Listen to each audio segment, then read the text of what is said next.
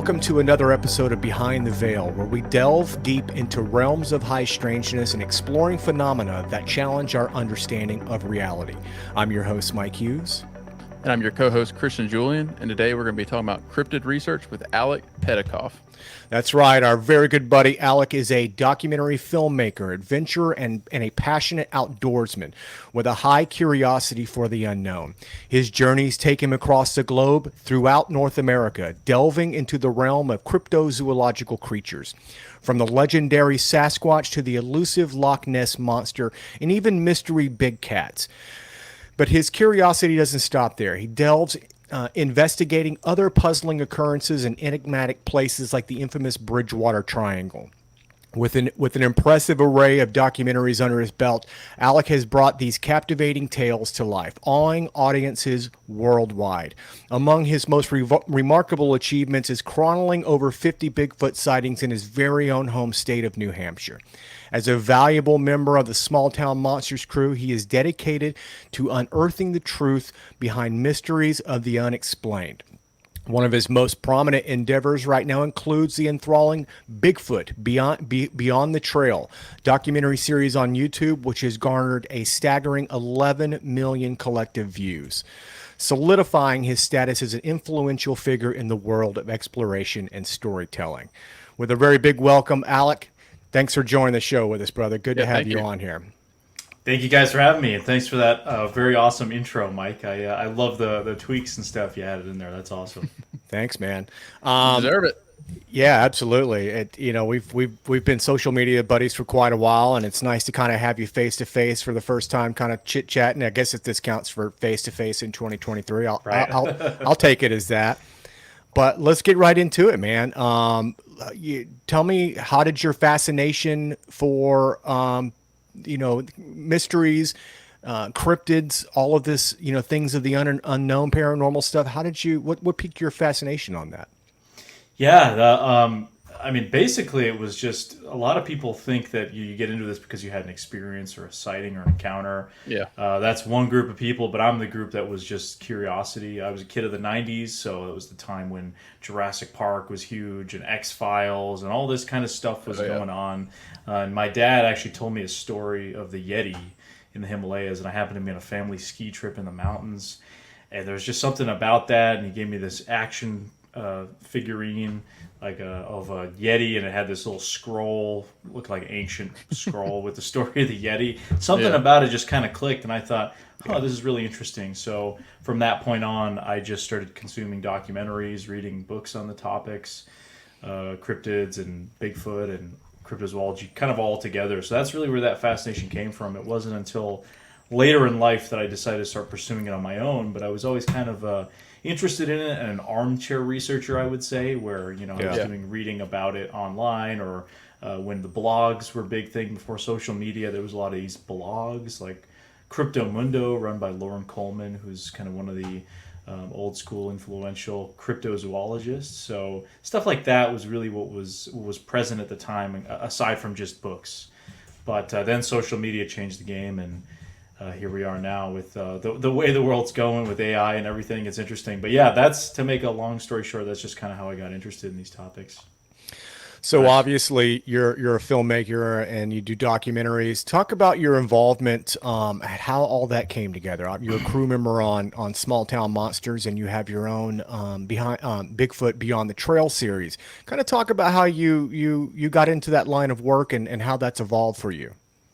Yeah, I've known Seth Breedlove, who founded Small Town Monsters, for quite a while now. I think it's going on, since 2016 or so, I want to say, 2015, 2016. I started just kind of doing documentaries on my own about just things I was passionate about. I had the chance to travel to Loch Ness in 2015, and that's something I was always interested in. I was very fascinated in the lake monster topic. So, of course, going to Loch Ness was kind of a bucket list destination. Yeah, and I made this... it's an amazing place. And I made this short little, 12, 15-minute documentary. And then for some reason, Seth found it online and wanted to show it at his at an event he was hosting. I was like, why would you want to show this thing? It's not good. Apparently it was good enough. And so that's how we got to know each other. And then I started doing projects on and off with Small Town Monsters. And back then it was basically just him doing everything. And over the years, the kind of company has evolved, and we've been able to bring people on, and now we have a crew of us who are doing it full time, which is really awesome. And I've just been doing it for about a year now, a little over a year full time. But prior to that, I was doing a lot of projects as a crew member, where we'd be interviewing people or we'd be filming a movie, and we just need someone to help with lighting and all this other stuff. And everyone kind of plays different roles when you're on a skeleton crew, essentially, where there's 4 or 5 of us maybe, and we're running around the Adirondacks of upstate New York for a week filming Bigfoot interviews and documentaries, and we're like, okay, you be team B, you go get B-roll, we're going to interview this Bigfoot witness. So everyone kind of has different hats they wear, I want to say, especially on those whirlwind kind of adventures. But then we were kind of toying around with the idea of making something that was a little less intricate. So, for example, in a lot of the movies that Small Town Monsters releases, there's a lot of people for an independent film that are involved behind the scenes. So, there's 4 or 5 to 6, 7 of us in the crew. Mm-hmm. Everyone's doing various roles, and then you've got people editing it, doing music, that sort of thing. Where we were talking about, well, let's simplify it a little bit and maybe just focus on stuff that we can create individually, because that's something that Seth had been kind of passionate about. Some of the earlier films were kind of a little more personal on that level, I guess. Yeah. Right. So we were like, well, YouTube's kind of a cool format, and we had both sort of come up with the idea, well, let's do some kind of series. And I'd been doing a lot of Bigfoot research in the meantime in my local areas here in New England and New Hampshire, where I live.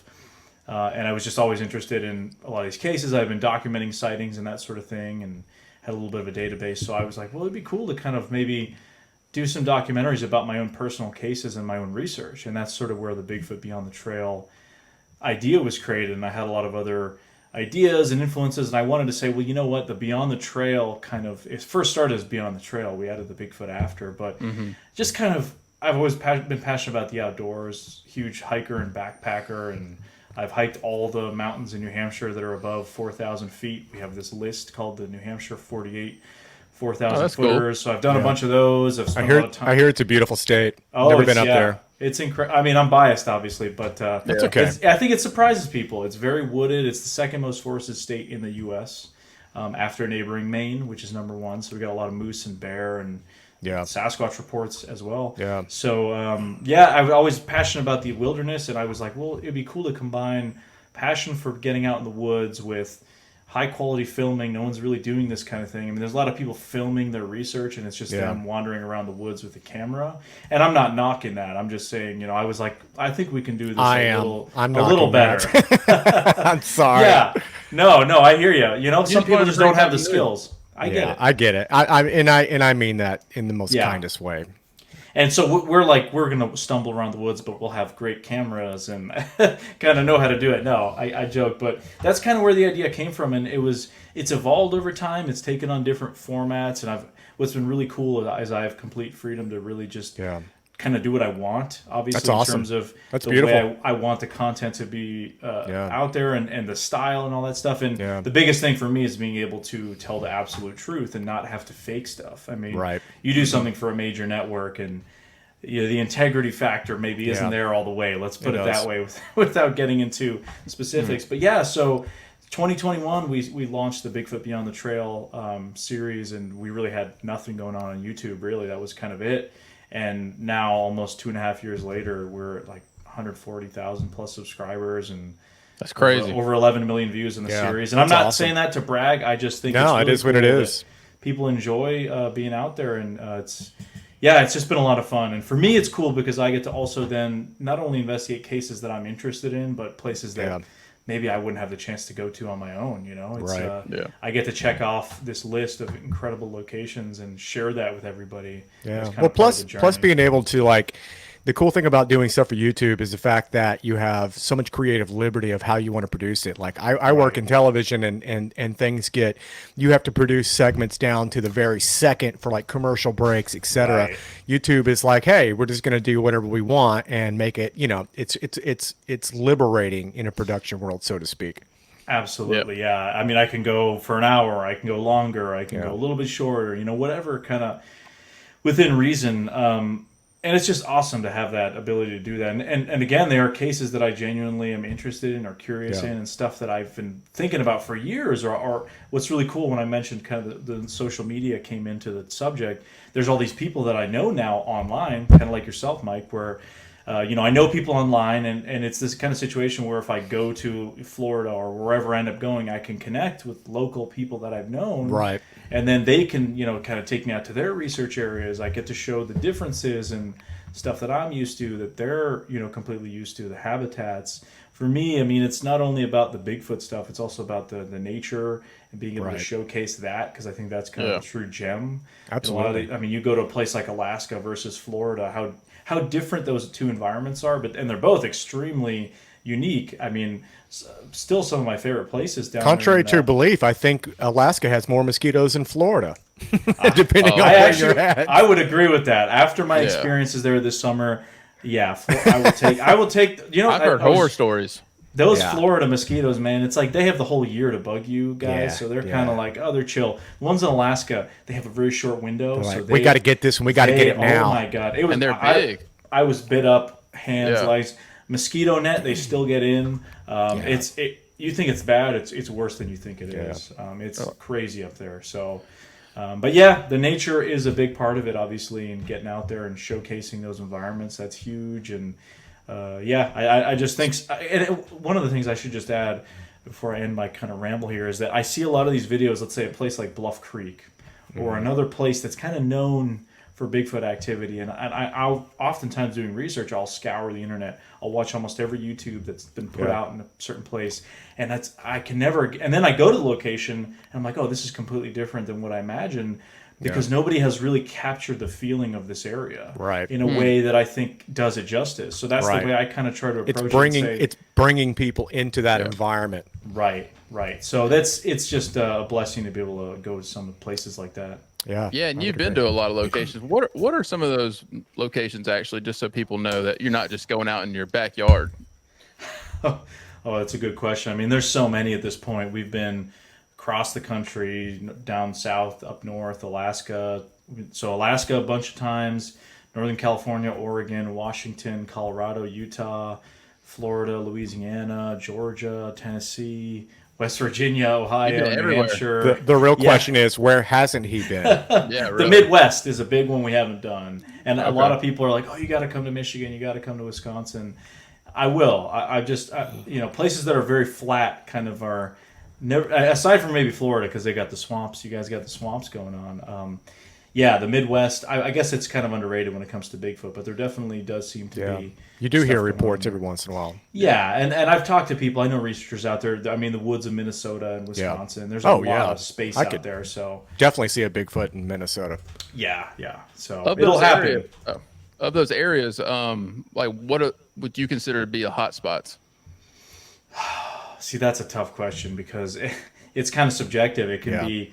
It can be if there's 4 sightings that have happened in an area over the course of 30 years, somebody can say this is a hot spot. Now, is that really a hot spot, Yeah, that's true, yeah. I think just areas that have good amount of cover, food, water, the kinds of things you'd expect that, whatever these things are, and I have no idea. I'm sure we can get into that. But the sightings tend to come from wilderness areas or areas that kind of abut civilization that are closer to wooded areas where there's other large species or other species of game or predators living in those kinds of areas. But water, I think, is a big one. A lot of sightings seem to happen near or around waterways, whether they be creeks or rivers or lakes, that sort of thing. That makes sense. And that's something that, doesn't matter what these things are, they still are leaving some kind of physical imprints with whether they be footprints or other things, throwing rocks, whatever. Yeah. I've seen harvesting animals, whether they be, heard sightings down south of hogs being taken, heard of deer being taken, moose, other, just all across the country, just stories of some kind of predation going on. And blueberries up here is big. Yeah. One. It's just not, it's not like Bigfoot just showed up in the 1960s. No. This goes way back. You have native lore that talk about, I think there's, correct me if I'm wrong, but I think there's over like 30 different names or 20 different names for Bigfoot in native culture alone. and they have a variety of different viewpoints on how they look at it. Some native culture describe this creature as something that comes from this the spirit world, where it comes in and out of this reality, so to speak. Right. Other native cultures look at it as the brother of the woods, the keeper of the woods. And then it gets very ominous with other native cultures, where some of their names actually mean child stealer, or cannibal. What have you kind of discovered, throughout your, journeys and exploration on this, especially delving in with what's fascinated you most about anything you may have ever discovered with native culture on this? Yeah, so I have a lot of thoughts on this, and I can't speak to any of that because, of course, I'm not of any kind of First Nations or Native. It's just anecdotal. Yeah, totally. I can just relay my experiences with folks in those types of communities, and gosh, where to start? So I'll start out with saying this, something that I've thought about quite a bit before I get into my personal kind of stuff, even from recently. This always stands out to me when we're talking about this, because a lot of you look at First Nation stories, Native Americans, or other cultures around the world, European countries throughout history, Asia, so many different places have these legends and folklore about things that we don't understand. That's essentially, we're all trying to figure out what is going on in the world, things we don't understand, right? And this lecture I attended at one point, it was at one of the cryptozoology conferences put on by Lauren Coleman, and there was a lady named Dr. Anna Nakaris, and she's been in a couple Bigfoot programs. She's, I believe, either an anthropologist or a primatologist, something along those lines, over in the UK. And she talked about her research with these little primate-like creatures called slow lorises, which are never heard of that. They're small, they're nocturnal. I think they're one of the only venomous primates.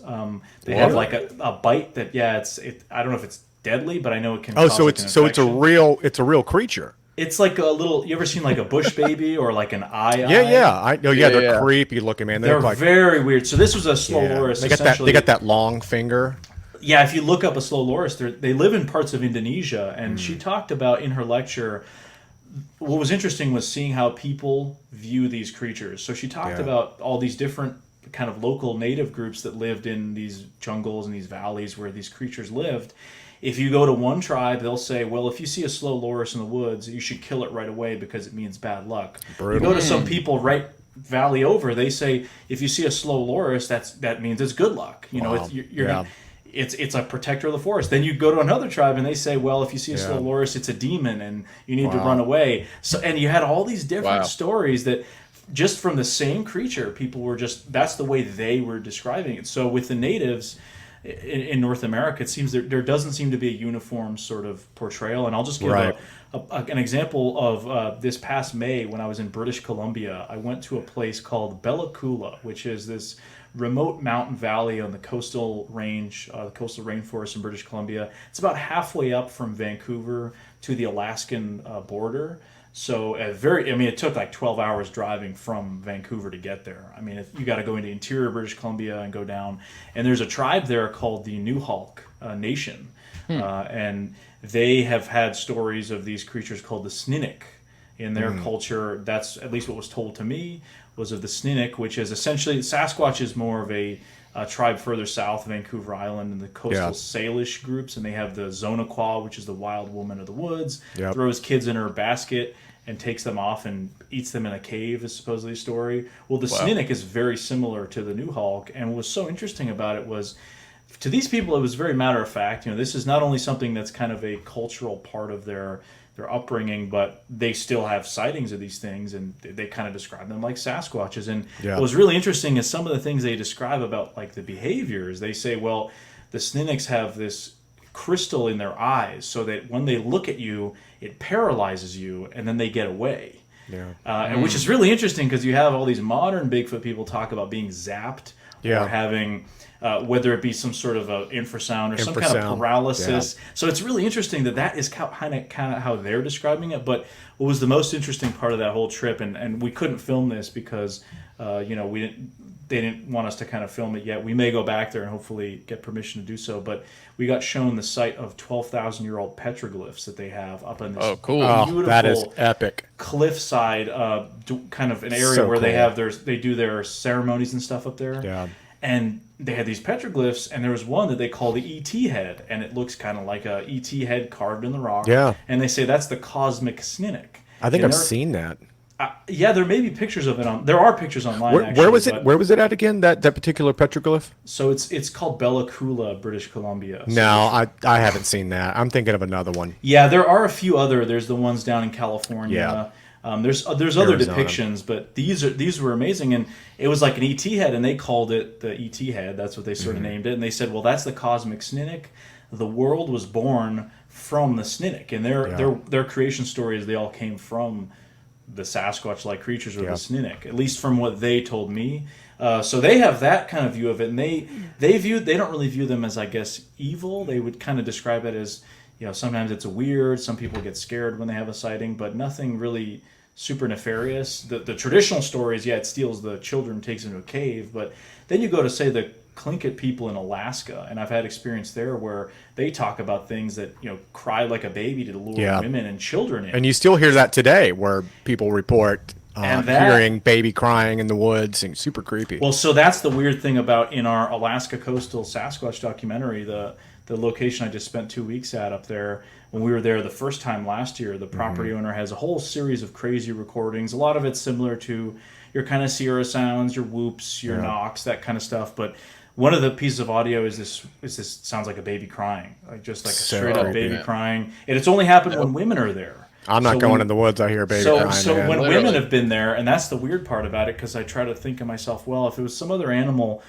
you think statistically the amount of times they go out there, they would have heard this. Yeah. Why is it only when women have been present?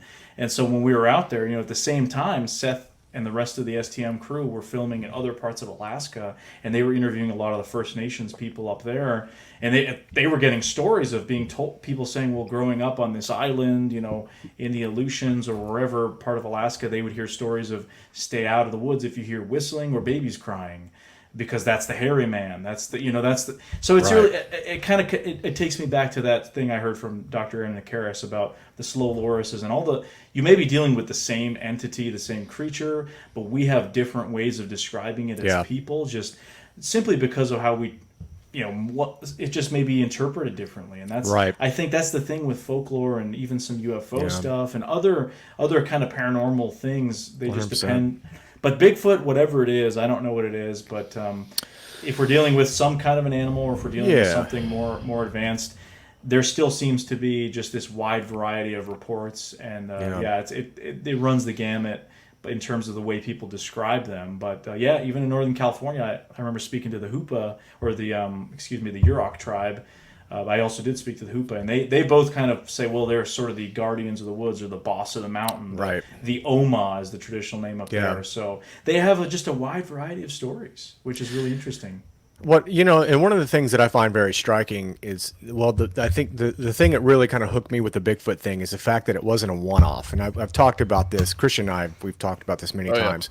You've had like the chupacabra that kind of showed up on the scene in the 90s and kind of faded off. And there's still like reports today, but I think it looks more like what people are dealing with is some type of like, I don't know, coyote or something. I don't know what it is that they're dealing with, but I don't think it's a chupacabra. Not the true chupacabra. Not the We're true doing a one. movie on that this year. Yeah, because the true really? chupacabra looks nothing like a coyote. I mean, the way they described that thing, it looked as alien as alien could freaking look. I mean, red eyes, spines, blood being sucked out, puncture wounds. I mean, it was a strange creature. But the thing about Bigfoot is that that's never tapered off, so to speak. And one of the strangest things that I find about the Bigfoot subject, well, there's many things I find about, but one of the most interesting things I find about it is the fact that it seems to be a global phenomena. I mean, you have the Yowie in Australia. Right. I mean, you have the Yeren in Asia. You have I forget the name of the creature that apparently they have some type of Bigfoot creature in the Amazon or in South American jungles. Probably the Mapinguari. Yeah. There's some variety of descriptions for that. Yeah, but it seems to be almost on every continent. And the strangest one is Australia. Like, how would you get, and they get some, I mean, one of the best thermal footages I've ever seen has come out of Australia, and they filmed, I think it's Yowie Hunters or something like that, and they filmed what looks like two, and they seem like a very credible bunch of people. They're not really up to shenanigans. I've looked into that, yeah. In my humble opinion, I could be wrong, but they do seem very legit, and that thermal footage was very impressive. It showed two creatures. You could actually see one creature grab a rock, or something, and looked like it tossed it.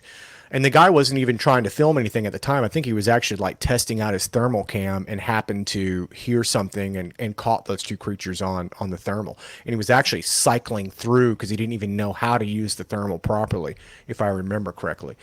But, and even more bizarre, I mean, there seems to be what people report Bigfoot type creatures in England, and they don't even really have like vast forests there. It's like, so to me, that's like, what is going on? The reports are consistent. They didn't pop up, mid 1900s or anything like that. Historically, these reports have been consistent, as far as we can know. And yet people are seeing these creatures all over the globe. So for me, it's like, there's just got to be something to it, Yeah, it's interesting, especially when you look at it like places like England. That just doesn't make any sense. No, zero. Biologically. So that's what's weird, because a lot of people are now caught up between the flesh and blood versus the more paranormal side of it. I don't know somewhere in the middle. It's so because there will be times where you lean one way or another. It's interesting, but you have stories in Central America, South America. You've got, of course, as you mentioned, the Yeti and the Yeren in China, the Almas in Asia, Russia. Or in Russia, the Almastis in the Almasty. Caucasus. I mean, one of my favorite sightings hearing about when I was a kid was during the Russian Civil War there in the 1920s after World War One, of a group of white army, so they were kind of the royalists, coming across a cave in the Caucasus and hearing some movement in there, thinking, oh, there must be the Red Army hiding out in there, and out comes this hairy man-like creature running at them, and they kill it, they shoot it and kill it and bury it. I mean, what a thing to make up when you're in the middle of a civil war. I know.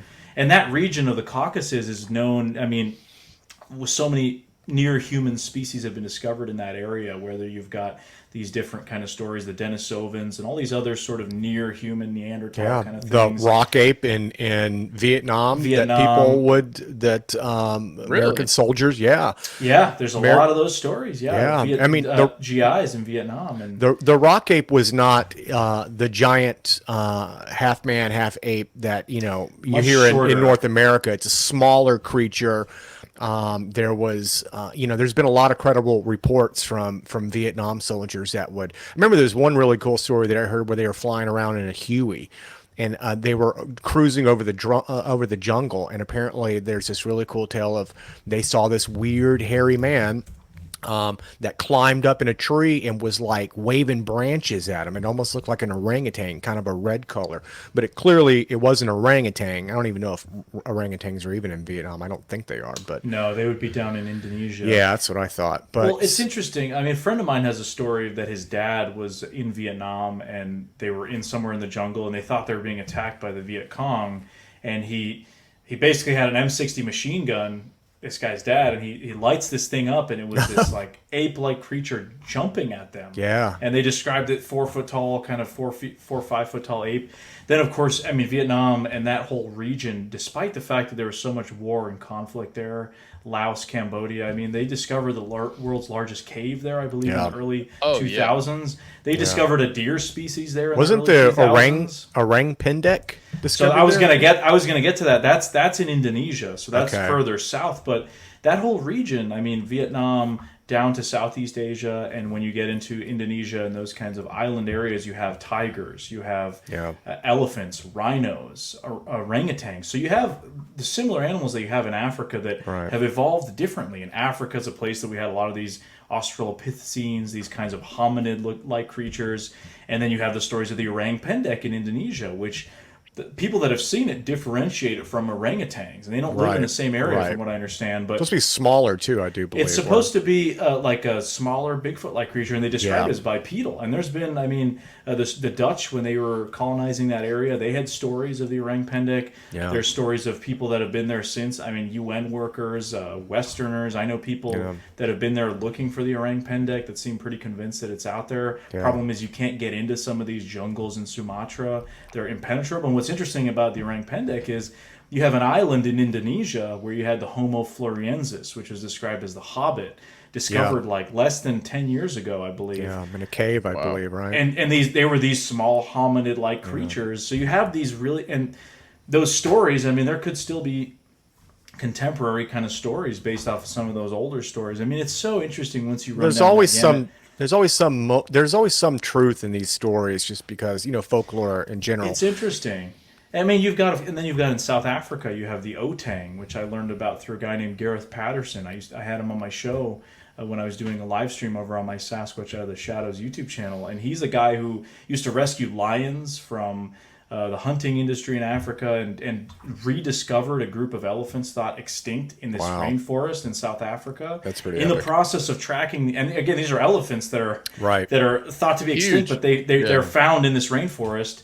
When everyone thought they were dead, and he, along that journey, ran into people that talked about experiencing these hairy man-like creatures that were human-sized, and you're talking about baboons. No, these were different. And he had a sighting and some experiences, and I've gotten now 3 or 4 independent reports after having him on my show of people from South Africa telling me they had sightings of these things. And I was actually born in South Africa, so for me, that's a really interesting kind of a connection. So I'd love to go look for that at some point.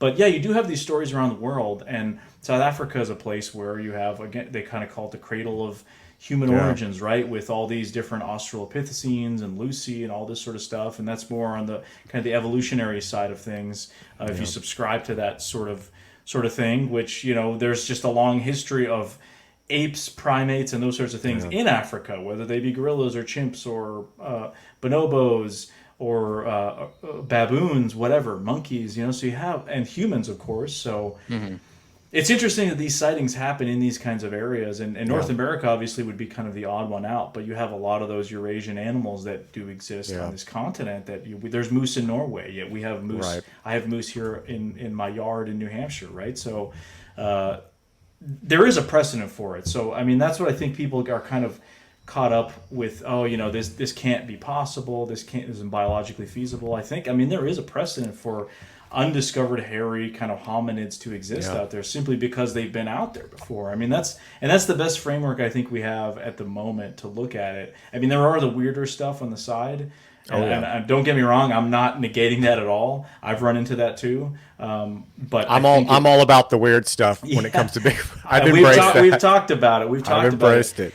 And so then, and that kind of gets me to an interesting place, because then you think about, let's say, if hypothetically Bigfoot is something paranormal, right? When you look at a place like South Africa where you have these sorts of a history of Australopithecines and all these other near human creatures, what if this is just a sort of kind of ancient thing that's sort of projecting out from just all this history there? Yeah, so you get into that, it takes you down some weird paths, which is fun. But it's you know, place like England, like we said, that just makes no sense. I mean, I have a hard time buying that one. I think it's foolish to discount people, but I just have, from a logical standpoint, if there is anything logical about Bigfoot, it's just tough to go. Yeah. You guys don't even really have woods for the most part. No, and that's the thing. I remember hearing this one time.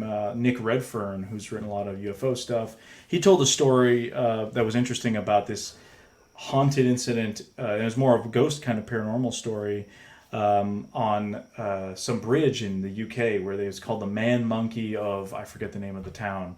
But it was essentially a story that there was, at some point, some kind of monkey was there and it had died or whatever, but people would be attacked by this monkey ghost while out there. I mean, that is so interesting, thinking about what if that's some of what's going on in certain areas. But the Bigfoot in the UK, I've always really struggled with that. I've had a lot of people contact me about it and try to show me evidence and that sort of thing. And it's a tough one. Because the idea is if these things are paranormal, Yeah. you expect you could see a sighting in a park in Brooklyn, right? I mean, if they are paranormal, they could definitely live in England. Yeah, That's the but they case. could I be mean, they could be in in a little wooded section Yeah. in Brooklyn, New York, right? But that just doesn't happen. The sightings, and that's one of the great things, and this is probably one of the most impressive things that I find in general about the topic is you look at, let's say, something like the BFRO. A lot of people hate on them, but they were the first to really Right. put all the sightings in one place. So I got to give them credit for that. Of course. And I know personally some of the BFRO investigators, and they're great people. So you have something like that, or say the Bigfoot Mapping Project, which actually I'm wearing a shirt from. Oh, yeah. That's my buddy Scott. He's an Yeah, awesome guy. I follow Scott. He's a good. Yeah, he does a great job. I've been out with him in the woods, and he's solid. But you look at sightings, and you start putting them on a map, and that's when the things start rolling, because you say, okay, well, if this thing could happen anywhere, why are the sightings all clustering in these sort of natural corridors Yeah. where there's water and food? And then personally, having spoken at this point to probably hundreds of eyewitnesses and people who have claimed to have had encounters and that sort of thing, and not all of them are credible. Not all of them are seeing a Sasquatch or experiencing that. That's for sure. But Yeah. you start seeing these patterns, and you notice things that somebody says in New Hampshire that somebody from Oregon is telling you, and those people, they don't know each other. Yeah. I mean, especially sightings that are older, before TV and YouTube and all that stuff, where Before people were sharing data Yeah. with each other. Yeah, totally. I mean, for example, here in New Hampshire, we have there's a story up north in the North Woods section, kind of towards the Canadian border. Mostly logging used to be a big industry up there, right? It's just the place where trees are just everywhere. I mean, literally, the town of Berlin, New Hampshire, is called the place that was built by trees. I mean, it was logging was huge, and there's old logging story from the 1800s I've been tracking down of the wood devils, and they would say these wood devils, you could almost walk into one before seeing it, and they'd be hiding against a tree, and they would let out these shrieks at night, and then people had stories about the bears that would scream at night in the mountains. I mean, bears don't really do that. So you have these kind of interesting things that's very similar to a lot of contemporary reports that we have of Sasquatch-like creatures. And then one of the more dramatic ones I remember hearing at a library talk I gave a couple years ago was a lady telling me a story from a prison camp in northern New Hampshire during the Second World War. It's a place called Stark Camp, and I don't remember the detail exactly if it was her uncle or her dad, something like that, but he was a prison guard at this camp, and they had German POWs there during the Second World War, and they would put them on logging duty. That was one of the jobs they would do.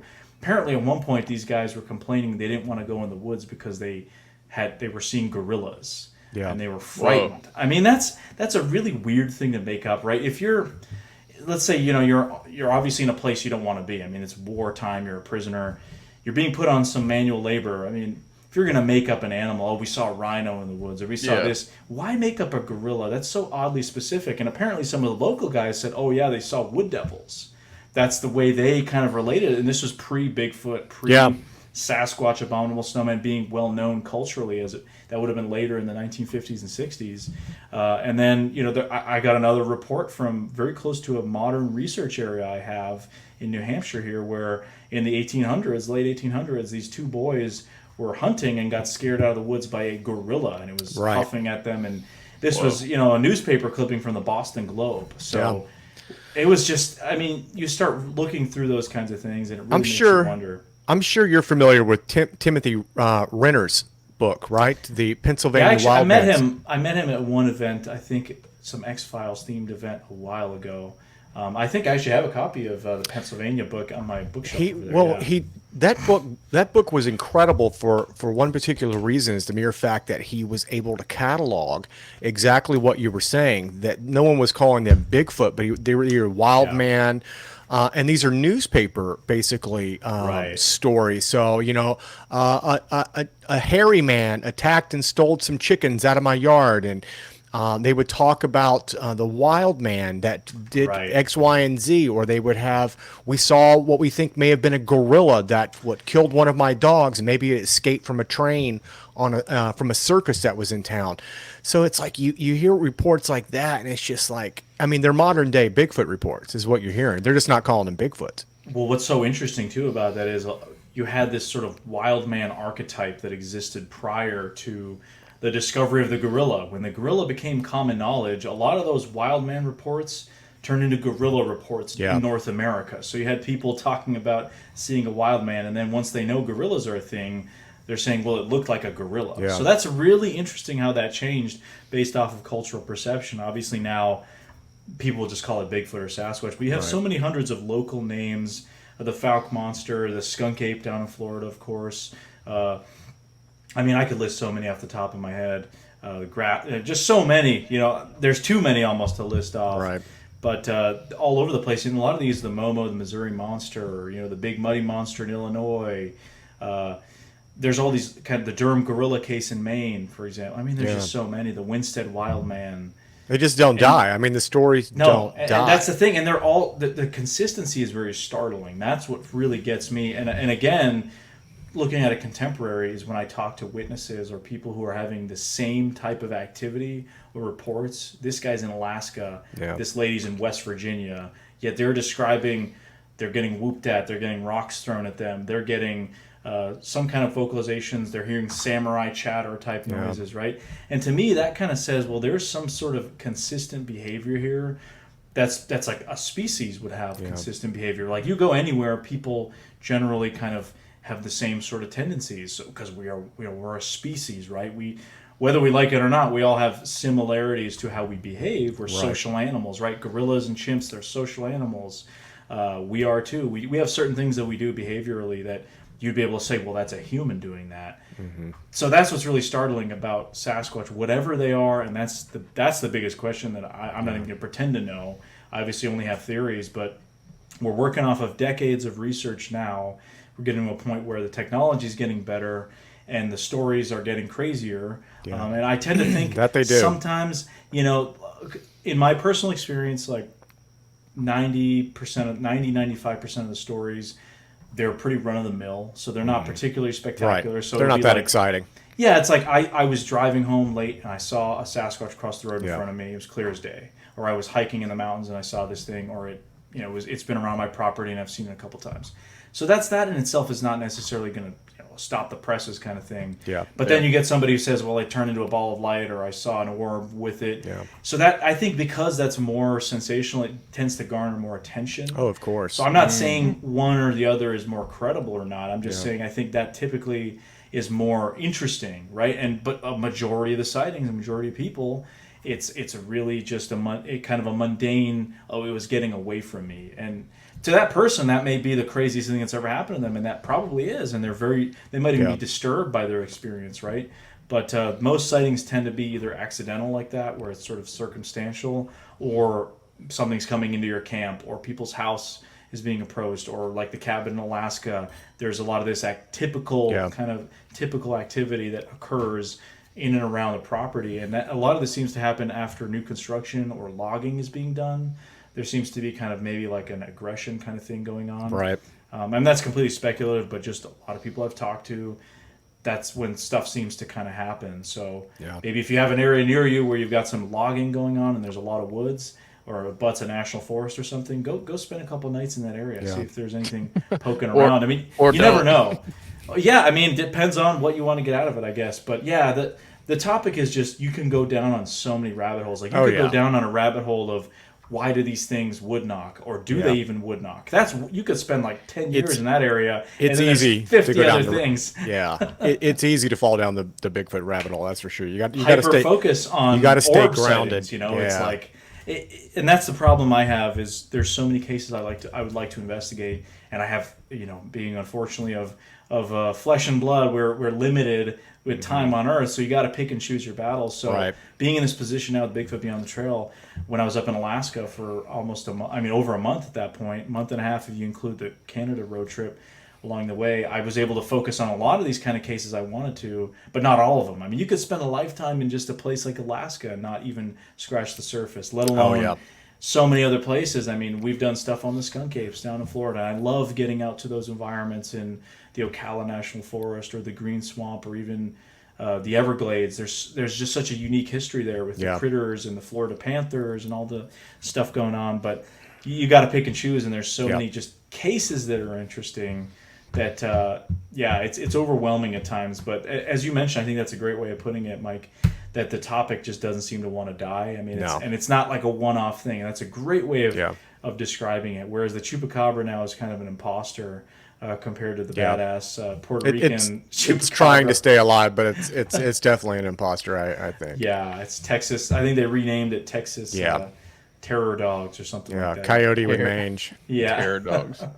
Now, Alec, with your time out in the wild and your travels and investigations, have you had any personal encounters during those?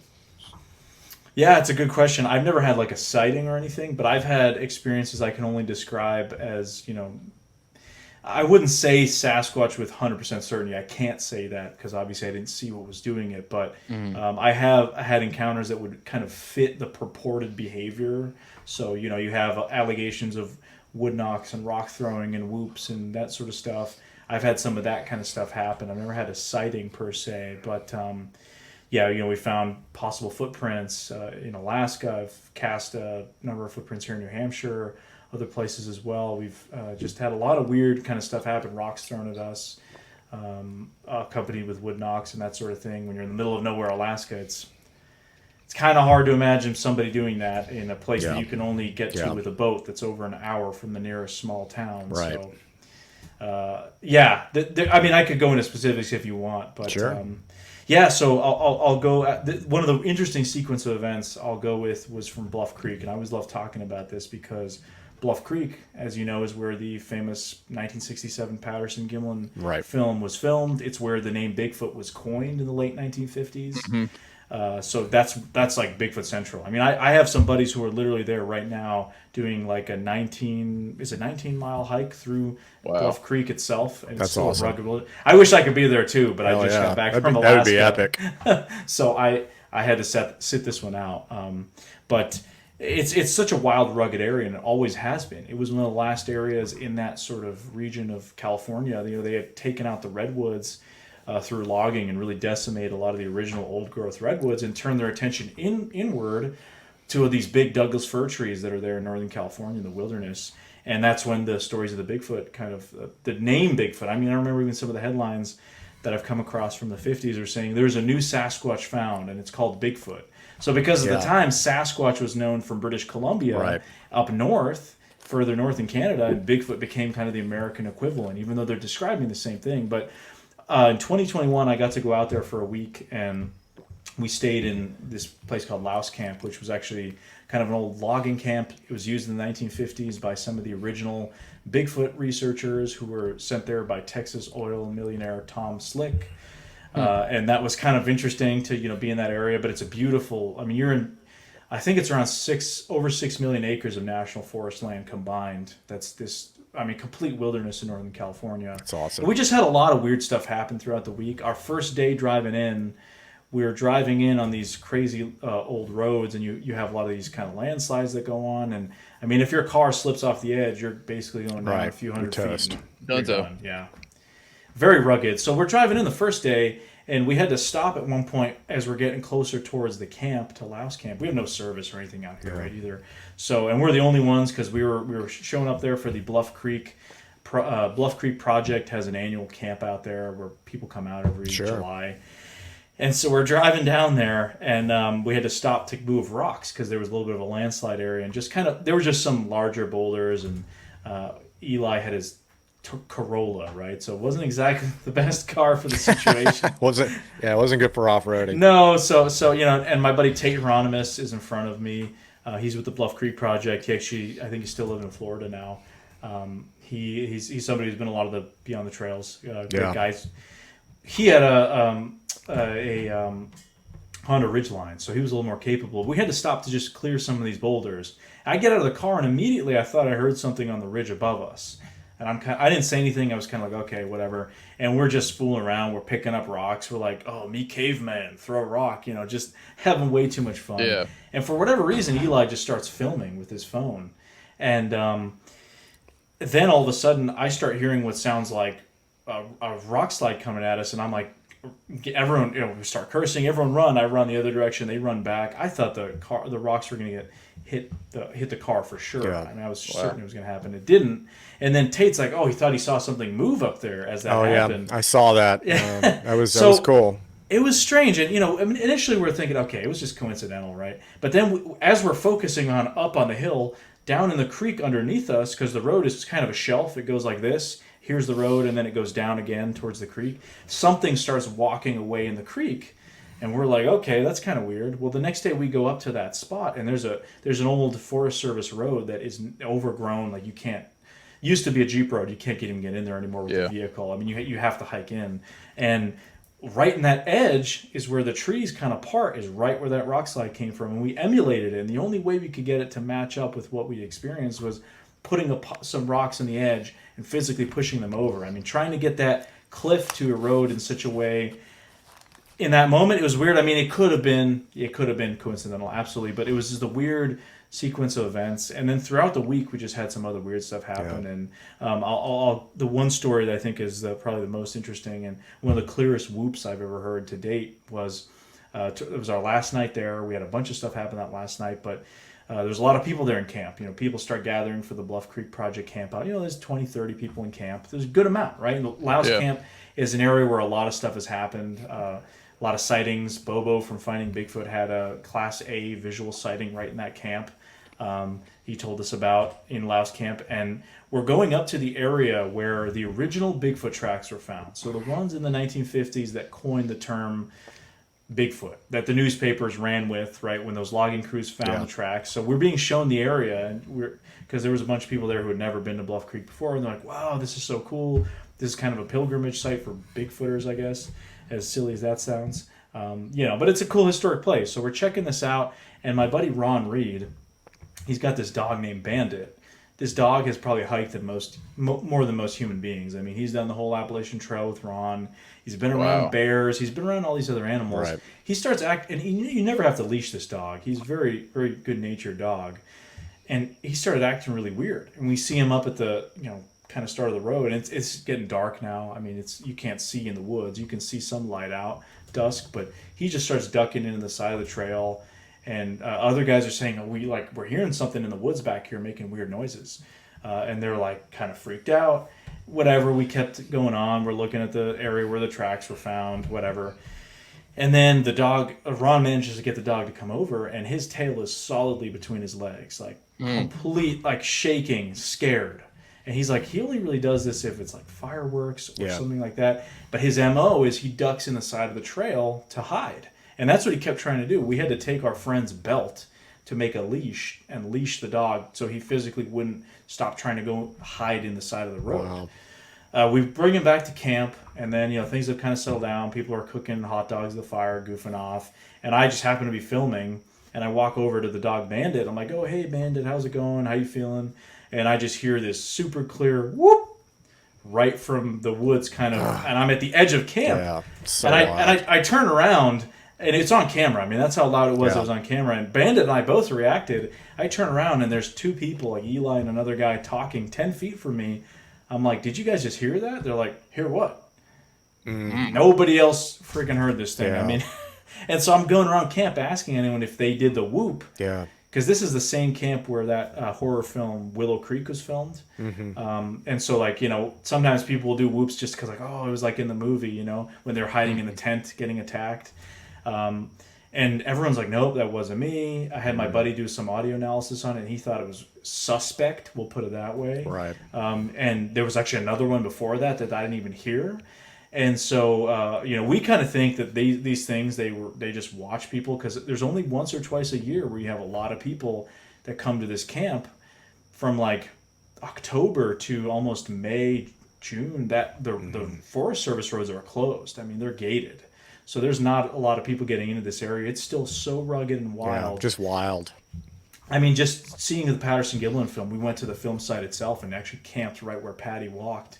Wow. And I hear it's dramatically different. It's so you would never, if I showed you it, you would say no way. Yeah. I mean, it's so pretty different. Overgrown. I mean, because in the footage, the original footage, I mean, it looks like it's kind of wide open, like a creek bed. It was actually because of the flood. There was a flood that happened in 1964, and that famous flood that just wiped everything out. It created the perfect situation for tracks, though, and that's why some of those footprints from that film are still some of the best in kind of conjunction with the film. But you know, you look at that site now, and we were being shown by the Bluff Creek Project guys because the film site was lost. People Yeah. had lost track of it because it had overgrown so much, and they found it. And there are still some objects in the film that you can Yeah. see. Oh, that tree's still Trees, there. like That stump logs. is still there. There may be Yeah. like a whole tree next to it that's grown in. Yeah. It's been, you So know, cool. so many years. But it makes me wonder why those guys, if they fake this film, which a lot of people contest they do, why they could have gone from Willow Creek, the town of Willow Creek, 10 minutes up the road and filmed this. Yeah. Would have been similar. Why did they drive at the time? I mean, especially would have been even harder getting in there. 2.5 hours to get to this remote area. It doesn't make a lot of sense to me. But that I think region, it's legit. I think it's legit. yeah, I don't. it's. I mean, you look at some of the footage of the way that the body movements Yeah. are. It's just Yeah. That piece of footage is, I think, it's the most analyzed. I think it's been analyzed more than the JFK assassination footage. at this point mean, it might people- be. I'm mean, serious. For sure. For sure. I mean, no, they're like neck and neck. If they're not Yeah. one or the other, they're. I mean, people are. I mean, you do the Bigfoot, you do the pose from the film. Everyone Yeah. recognizes it instantly.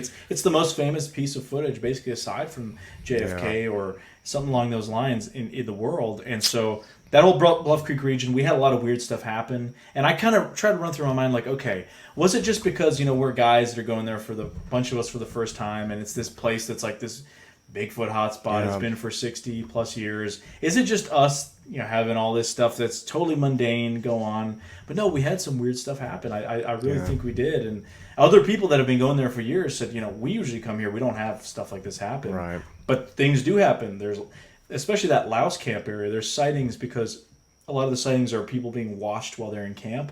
And when you're inside, like the center of camp, you have the convergence of Notice and Bluff Creek, and it creates this babbling, so you can't really hear anything. Right. So people have been standing in the middle of camp, and a camera has been further out that's captured a weird scream, and people in camp didn't even hear it. Yeah. And that's kind of, I think, what happened with the whoop that I recorded. Still one of the best whoops I've heard. Yeah. Just because of the clarity, and it was to the point where I said my reaction was like, "Who did that? You know, which human did that?" I saw that episode. It was good.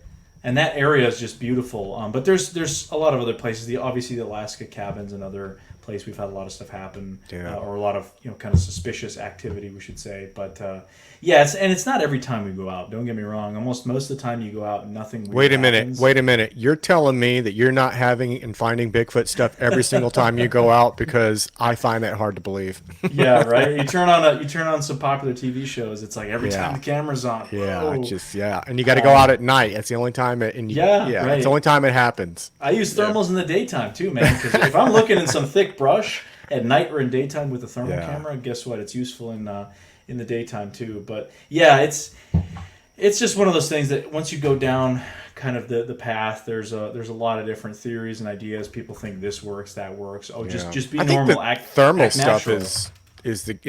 is going to be the game changer. I mean, especially like with some of the thermal drones you have today, because you're able to cover so much area. I mean, Yeah. I think that if any tool could be thermal is where it's at. I believe. Yeah, and I will say when we were in Alaska now, my buddy had brought up a pretty advanced thermal drone he had, and we were able to get footage of animals that aren't supposed to be in there. We got footage of deer, Sitka black-tailed deer, that according to the government of Alaska, you know, the Fish and Wildlife, they're not supposed to be in that area. That's Yet cool. we have footage of them in this area. So it just goes to show animals don't listen to the human kind of made boundaries, but also it speaks to technology that stuff is, as it gets more affordable and accessible, I think it'll be very interesting to see kind of going forward. But yeah, I mean, I've been using thermals now for a couple of years, and I only really have one piece of footage I can say is a potential, and that's a big stretch to say it's a potential Sasquatch. But I just think these things they're so elusive and so ahead of the game. Yeah. I mean, there may be other things going on. Again, I can't say one way or another, but we go out there, we try to see what happens, and if we have something happen, we tell the viewers. If not, we're not going to add in, this.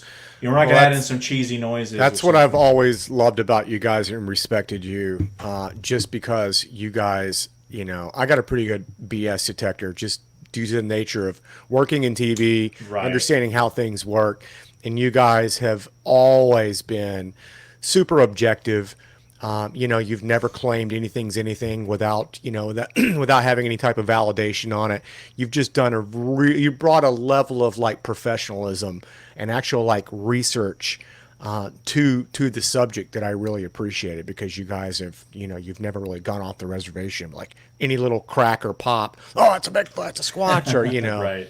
guys have Happens just all too often. such a good job, and really proud of the work you've done for that. I appreciate that. Yeah, I think it's just a lot of times what I see, some of the stuff that's out there, it's just so not satisfying, and just again, it's like, oh man, Right. this is. You got to dump in some sound. You got to, So I think that's why we've had kind of just in general small town monsters. Even talking about other cryptids we've done, just the reception we've had is because I think ever since reality TV was injected into kind of the mainstream, a lot of us grew up on shows like In Search Of and Monster Quest and Animal X and other things that kind of they approached it with a little more sincerity, I think, than reality TV does, because reality TV, you have a bunch of Bigfoot people searching for something, and you have the crew trying to get them to fight because that's what they want, right? And it's a lot cheaper to produce reality TV than and you got to have some type of results if you want to continue to have a show. So if you're not getting anything, it doesn't really work too well to have a show, right? So like I said earlier, the integrity factor may be a little off there, but I think it's just. We're blessed to be able to do what we're doing and essentially portray it in the way we want it to. And this is like, if I had to watch it, I'd prefer something along those lines. And I like that people enjoy it as well, but primarily it's my own investigations, and it's what I like to look at and like to research. So if people can like it or not, and obviously we have plenty of both, but you can tell there's plenty of authenticity in it, and I really appreciate that aspect of it. Yeah. Have you ever been approached to be a part of any shows like that? And yeah, plenty of times. Yeah. And I did one TV thing back in 2018. It was kind of one of my first TV sort of things, and it was it was this show. One of those black hole, not a black hole. What do they call them? It's like these holes in the Caribbean. It's like a blue hole. It's a blue hole. Oh yeah. Those massive crevices. So they were doing like a live stream. It kind of funny talking about submarines, but it was gonna be Richard Branson and the grandson of Jacques Cousteau. No way. Who has a Oceanographic Institute or something like that. Foundation. They were gonna go down to the bottom of this black hole, right? Or this blue hole, and they were going to live stream it. It was going to be a whole big program, and so I got approached to do a segment about some cryptid stuff. They were going to do these little documentaries about, well, what might they encounter down there? Will it be sharks, lost civilizations, cryptids? And I remember doing this. It was so bad. I was more into other cryptids at the time because I just done my Lake Champlain Champ documentary, so maybe it was a little more relevant to like aquatic monsters at the time. And I went to New York, and I remember filming this interview, and I was almost late for my bus getting back home, and it was just not a good experience. And then they didn't even end up using the segment, and it was just like and the way I remember talking to the folks then, and I kind of gained a little experience then, and just talking to other people that have been on these shows, and just over the years we've gotten a bunch of offers, and I've turned it all down because he's a very humble man. It's just even like, so last year we released a lot of our Alaska stuff, and there's now all these shows that are doing Alaska stuff because they're saying, oh, Alaska's the hot Bigfoot place, right? You had some other shows come out about it that were a little bit kind of questionable. Alaskan killer Bigfoot. Yes, yeah. So come on. So we got approached. I mean, I've been approached multiple times just the last year about Alaska shows, and it's like, cool. Sorry, at this time I'm not looking to do anything along those lines, but because I can do what they want me to do, but not lose that authenticity. And I can go to a location like the cabin there, my buddy's cabin, and try to document what's actually going on there. Not run around some area that's close to a hotel with a crew for like half an hour and have them say, "Oh, can you actually do that again? Can you walk through the woods again?" And we need to do another take. Yeah, that's not Bigfoot research. That's just that's posing in front of the camera. I mean, it's like, seriously. You can't go up. You can't go hike up that hill. That's it's too risky for the insurance. Like, well. Sorry. See ya. You can always tell like your stuff. You guys just do raw and real. I mean, it's. We do our own stunts. Yeah. So let's kind of get into obviously some of your recent travels. You've just did Alaska and Canada. Talk about how did that go down? Man, it was a whirlwind. Epic, by the way. I mean, the last couple months have been like the busiest time of my life because in May I went out to British Columbia for like 10 days. flew out there in early to mid-May. And that's when I was talking about that stuff with that the Sninik in that Balakula area. I spent a week there, and then we did another 5 days in the Harrison Hot Springs area, which is where the word Sasquatch originates. That's where that kind of story grew out of. So we spent some time there. It was beautiful, and then literally less than a month later, I was driving up to Alaska. So I drove from the East Coast all the way to Alaska. Wow. How long did that take? Well, it was crazy. So at first I went to our STM. We did a Monster Fest event in Ohio the first weekend of June. So I drove from New Hampshire to Ohio, and then after the weekend I left with my brother. We drove up to Alaska, and we drove from Ohio to Dawson Creek, British Columbia, which is the start of the Alaska Highway. We did that in 2 days. So we did not stop. I mean, You're hustling. It depends on how long. A lot of people do it a lot shorter, but then we did the Alaska Highway, which is I think around 1,400 miles from Dawson Creek, British Columbia to Delta Junction, Alaska, and it takes you through northern British Columbia, the Yukon, that whole area. We did that over the course of 3.5 days, so we got to kind of camp along the way, hike, explore, saw like dozens of black bears, grizzly bear, moose, everything, hot springs. So we did that whole drive up, and then I was in Alaska itself for a month.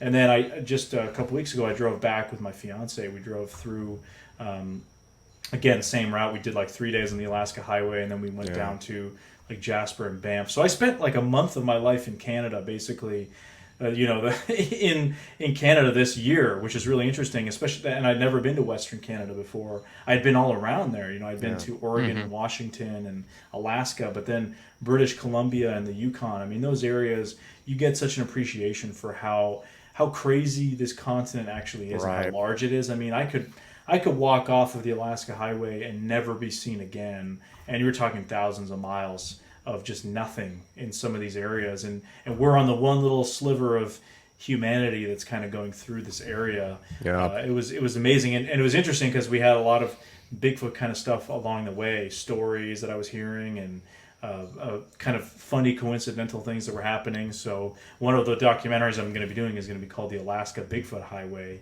and it's basically my whole journey across the Alaska Highway, and it's going to be like a road trip kind of film, but there's a lot of Bigfoot stuff along the way, and I think it'll be kind of cool how it comes out. I'm excited for people to see that too. But, that'd be neat.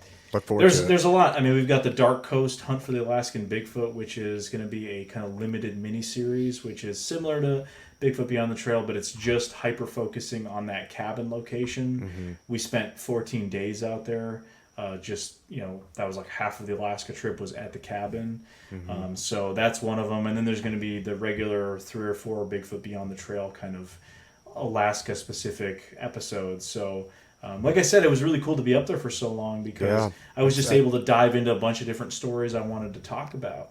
And, whether it be interior Alaska, we were like in the smack dab center of Alaska, 2.5 hour drive from Fairbanks to this place called Manly Hot Springs, where my buddy Larry Baxter had a witness, had like a sighting in that area. So we went out there. Didn't have anything happen except we got destroyed by mosquitoes.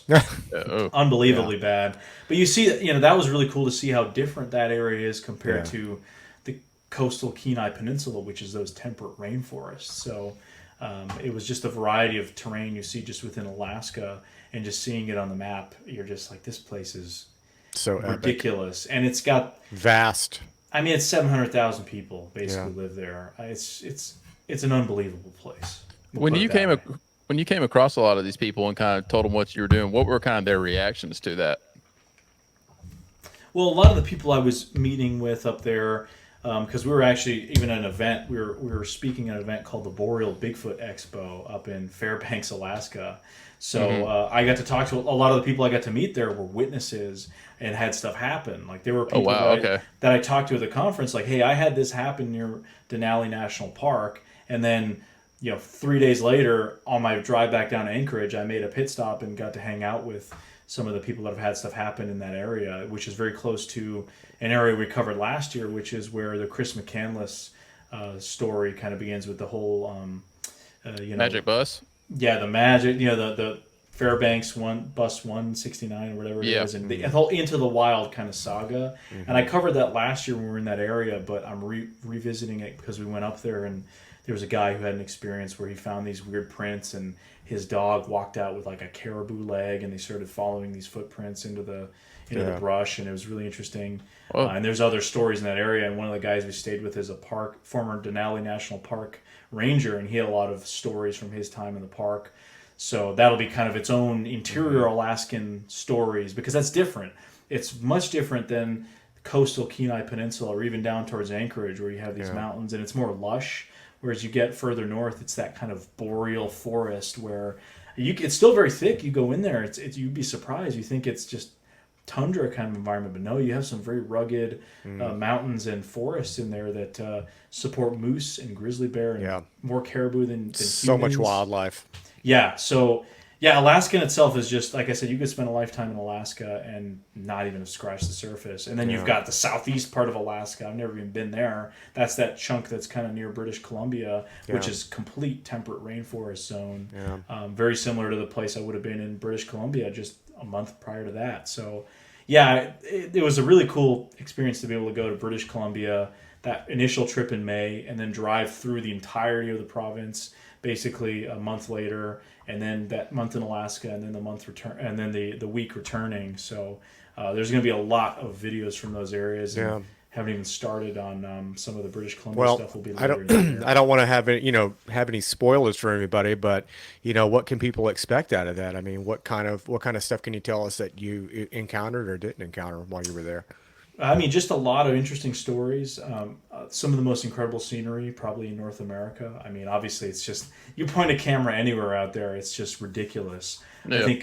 I just think the variety. You get a variety of habitats, and seeing that Alaska is not just one type of an area, or British Columbia, whatever. There's just so much variety and so much wildlife. I mean, I've never seen more wildlife in a short span than I have in that part of British Columbia. I mean, you drive on the Alaska Highway and you see like a dozen bears in one night.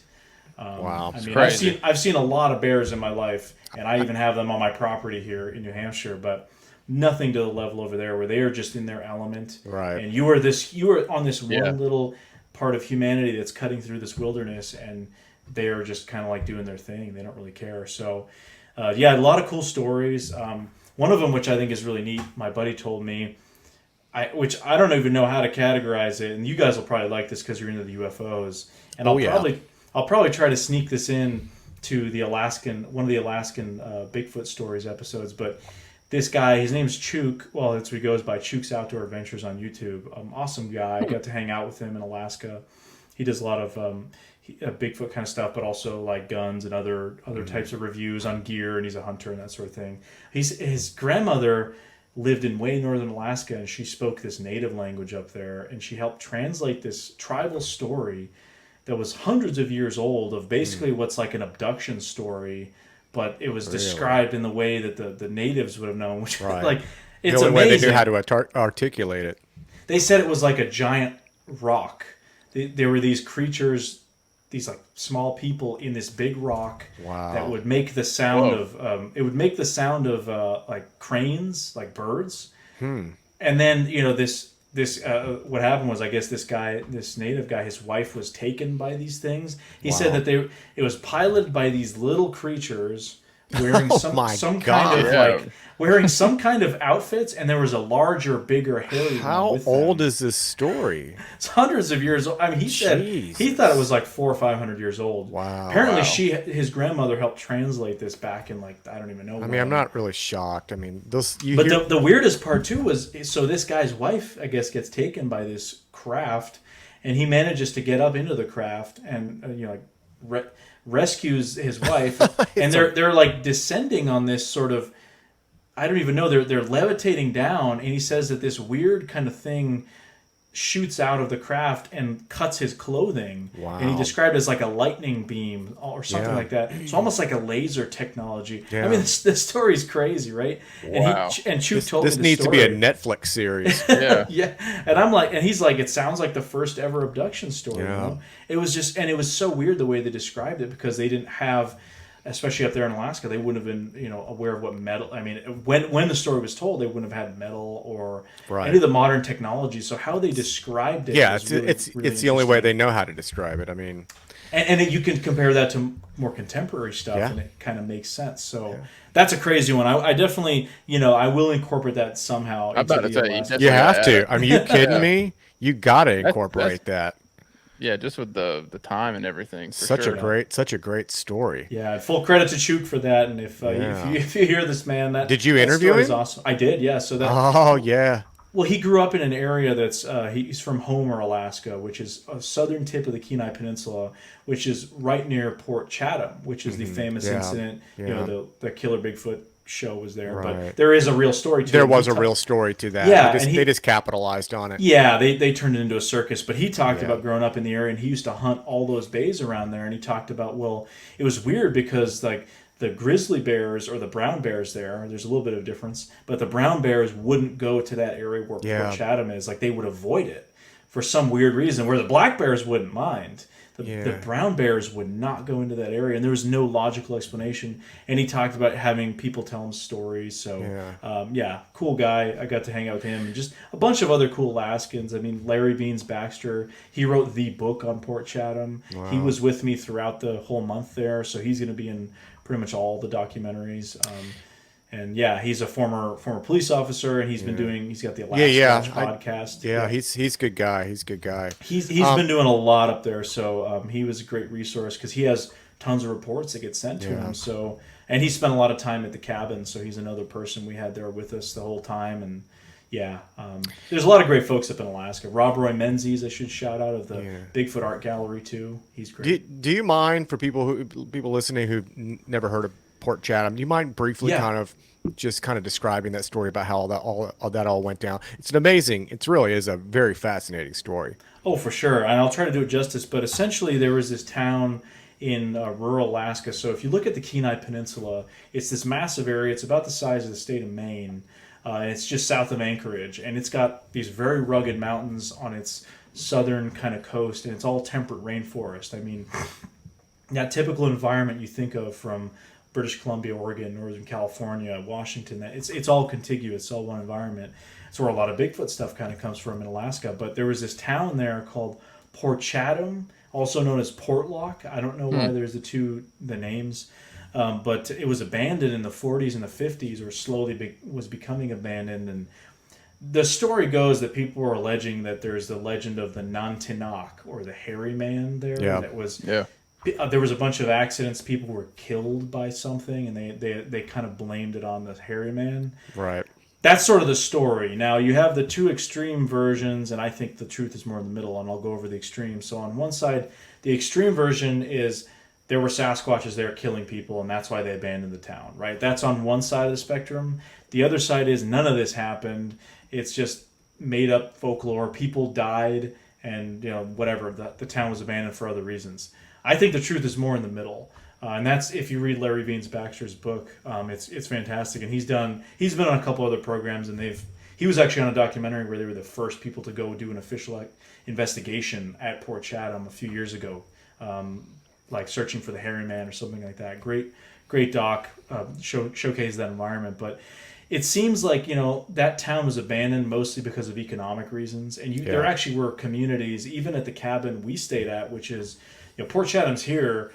The area A, or the cabin in our documentaries, is I mean, hundreds of miles from Port Chatham, but it's the same type of environment. There used to be a town right by the cabin we were at too, and it's simply they did logging and fishing. They lived off the land. Yeah. This was the early 1900s. By mid-century, so many of these little coastal communities in Alaska just vanished because guess what?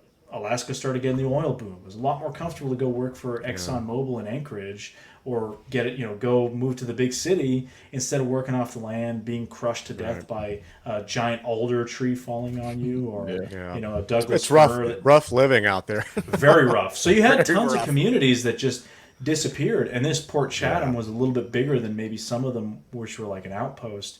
But I guess the cannery, they had a fish cannery there, and it burnt down. And there were other economic factors. So I don't think it was because Sasquatches were killing people, but I don't doubt there were sightings. I mean, that area is like Yeah. prime habitat. So, and a lot of the folks that were in that community too, there was First Nations people. They talked about the Nantinak, and that to them was kind of, it made sense. It was part of their cultural folklore. So, yeah, I think it's just one of those things that gets snowballed, and people kind of turn it into this story. And then of course you have a show like a Killer Bigfoot, which comes in and exploits it all and turns it into a circus and muddies the waters even more. Definitely. But it's a great story, and that whole area, I mean, like I said, that entire Kenai Peninsula coast, just go spend a little bit of time on Google Earth there and look around. I mean, it's the place where Les Stroud had his Yeah, I remember that. encounter.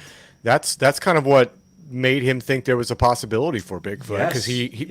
what he experienced was a very blatantly primate type noise, and the Right. guy knows his wildlife, and that was, when he heard that and encountered that, he was like, what I just heard was something that does not live in these woods.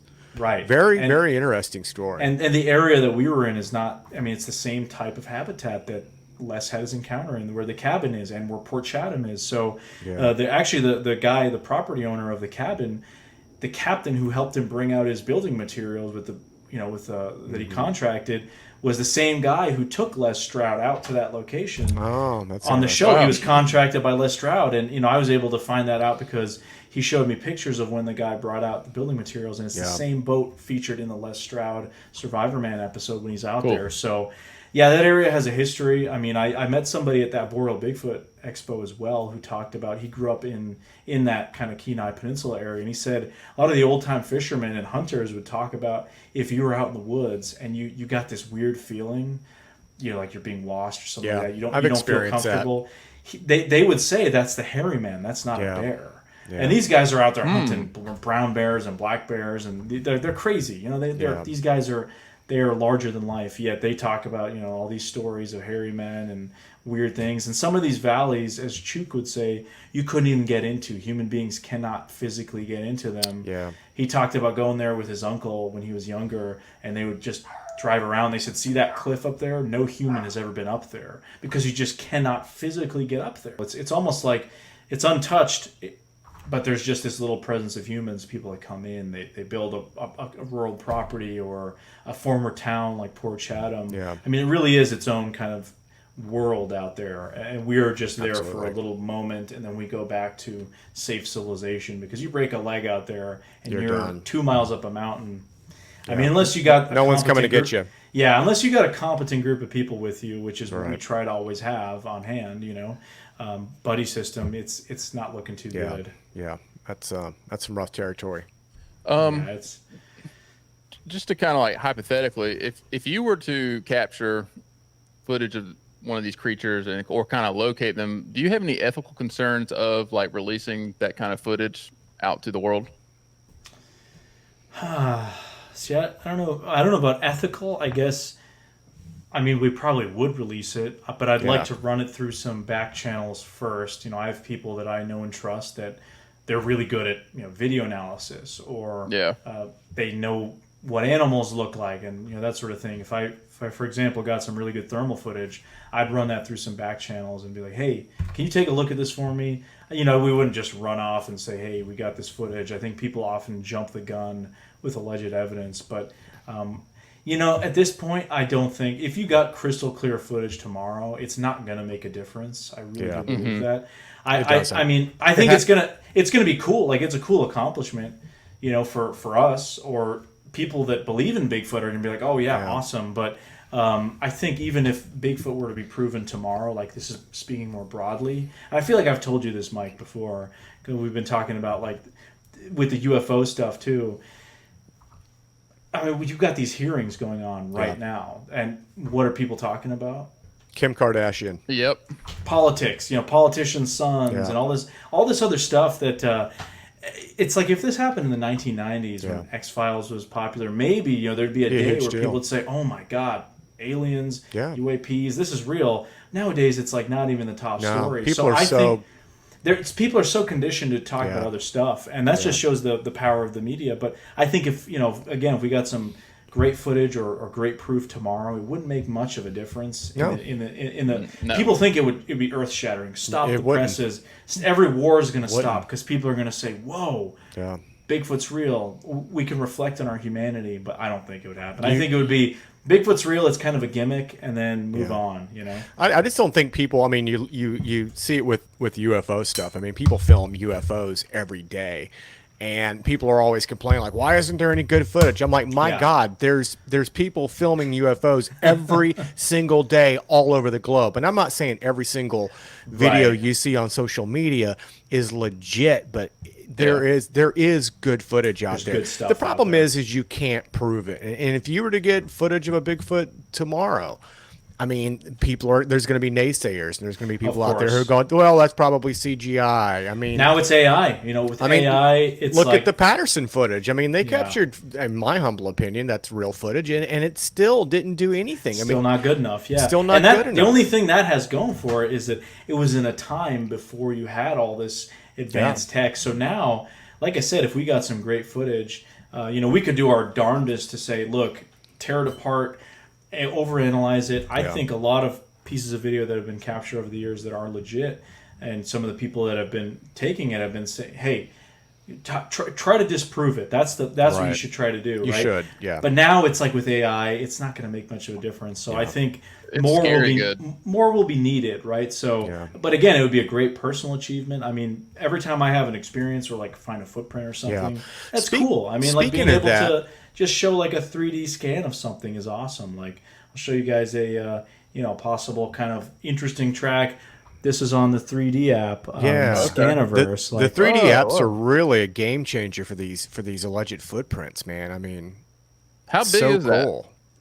this one, I can measure it. There's actually a measuring tool. And I'm How glad. cool is It's that? about 9 and 3/4 inches. And you must have been reading my mind because I was literally just getting ready to ask you. I mean, you've come across prints, and what do you think about some of these prints? Have there been other ones that are just like, I don't know how that could be a human being? Yeah, I mean, some of them, like the ones that we found, these were just recent ones in Alaska. They're weird, but the problem is like that environment, especially by that cabin. It's all moss. The whole ground is Yeah. covered in moss. It's hard- so you hard could to have, get prints. You could have a bear come and step in its own footprint and create a long print. But there were some very convincing ones like that there's nobody else aside from you as a human being in that Out area there. at the moment. So there's been a couple other times we found prints. There was this really weird one we found, and it was not clear. I've never found that super clear, 5 digits. Right. I found one in New Hampshire that I have a cast of. It's over there. My buddies actually found they were in a track line, and we cast 2 of them, and there was 2 going up a hill. Those ones were interesting because it was on the side of a like where the dirt had piled up. Because up here in the winter, a lot of these dirt roads they'll use sand or salt to keep the roads from getting icy. Right. Yeah. And so that the plow pushes that and it all just piles up. So you have these perfect prints going up. And the one print has like some possible toes in it. And it was pretty long. I mean, it was like 12, 13 inches, very deep. I mean, the heel Yeah. was extremely deep. If you guys would pause for a second, I can grab the track. Yeah, grab it. Okay, so this is the track, the New Hampshire track that we had found. So it's kind of hard to show on the camera here, but up in here, Oh, yeah. you've got possible kind of digits up through here. Yeah.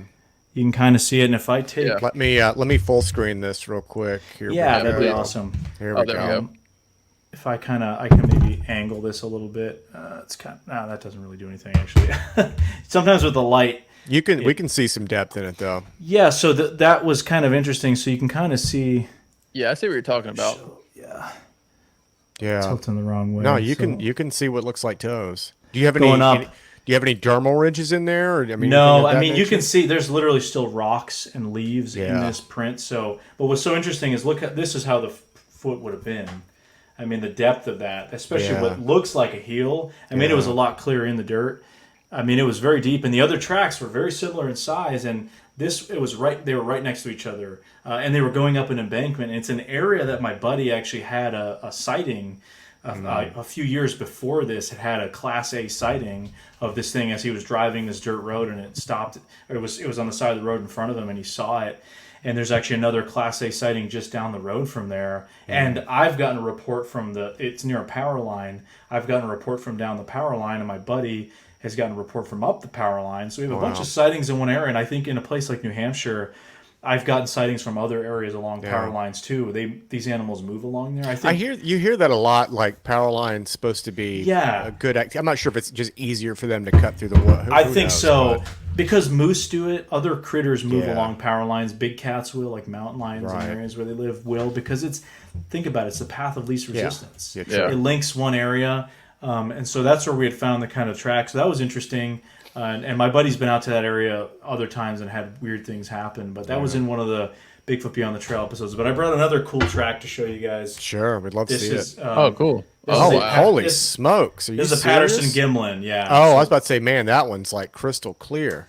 So this is Patterson Gimlin film site, actual cast. So this is like a first gen copy. This was made off of an original. So Look how pretty that is. Technically it would be a second gen, but I mean it was a sand copy, so it was made right off of the original. What is the line that's going down?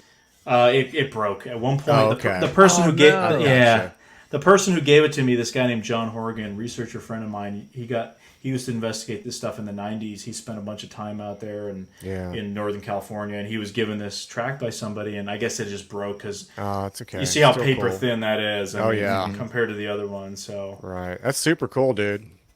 I've got. If you guys want, I'll go grab a couple other tracks. I have. Yeah, some do other it. cool We'd stuff. love to see it, man. Thanks so much. Hi, Rex. So, Mike, show and tell sorry. session.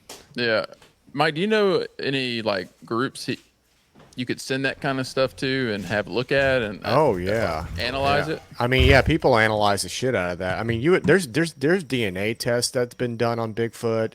It goes. I mean, the track show and tell, huh? I love it, man. Yeah. All right, so let me just unwrap this and I'll present it. Sweet. This one is funny. All right. So this track right here, this is an alleged Honey Island swamp monster track.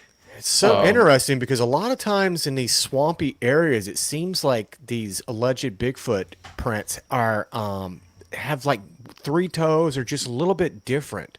It's like a gator's. So I can tell you, well, you're onto something. I'll give you the backstory on this. In my opinion, so the Honey Island swamp monster it's a Bigfoot-like creature reported in the Honey Island swamp, which is about 45 minutes north east of New Orleans. It's right on the Louisiana-Mississippi border. Right. And allegedly there was a guy back in the day who had encounters with these things, and this was the footprints that he casted. So I do believe this is not real. I think this is actually kind of a hoax. I did a documentary on this in February. I went down to the Honey Island swamp, and I actually talked to a guy too who discovered or who spoke to somebody, and he has footage of it. Prosthetic. Well, he found a boot print that somebody had put like gator stuff on it, and it would stomp around the swamp. So I do believe that this is fake. But I did buy this off the daughter of the guy who claims to have had the Honey Island swamp monster stuff happen. And there are absolutely, I think, real stories in that area. I mean, absolutely. Just on my trip there alone, I talked to 3 or 4 people who had either sighting or other weird encounters while hunting in the swamp, and it's considered to be one of the more primitive areas in Louisiana. So that's a cool one. I always like to show it because it's very different. But what's interesting is that story again. You have a real story, I think, of a Bigfoot-like creature, but then there's a hoax kind of associated. Someone with just it, hooked into it. So it's kind of it's. And then this is something else. I'll pull up real quick. I got some tracks. These aren't Bigfoot, but Mike, you might appreciate this being a Floridian.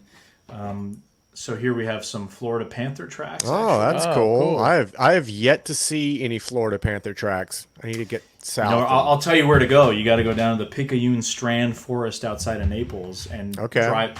If you got a good Jeep or something like that, you can drive some of those roads back there. So that's cool. Yeah, that's actually going to be on my bucket list this fall when it cools down a little bit. I'm going to head out there and explore that area. Well, I'm hoping to get down there again in the winter, so I'll have to hit you up about. You better. I'll be up. Yeah, this time, like especially if I come to the Green Swamp area. No, for sure, we'll go out. Yeah, totally. Check this one out. This one is the little one.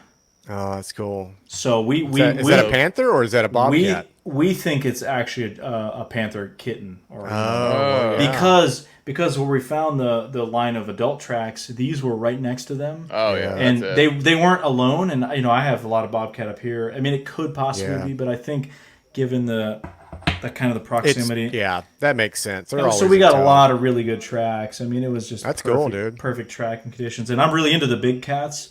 That's another Yeah. topic. So that's one of the documentaries at some point I hope to complete. I worked on a documentary while I was out there in January this past year. We did some skunk ape stuff down in Big Cypress in the Everglades, Yeah.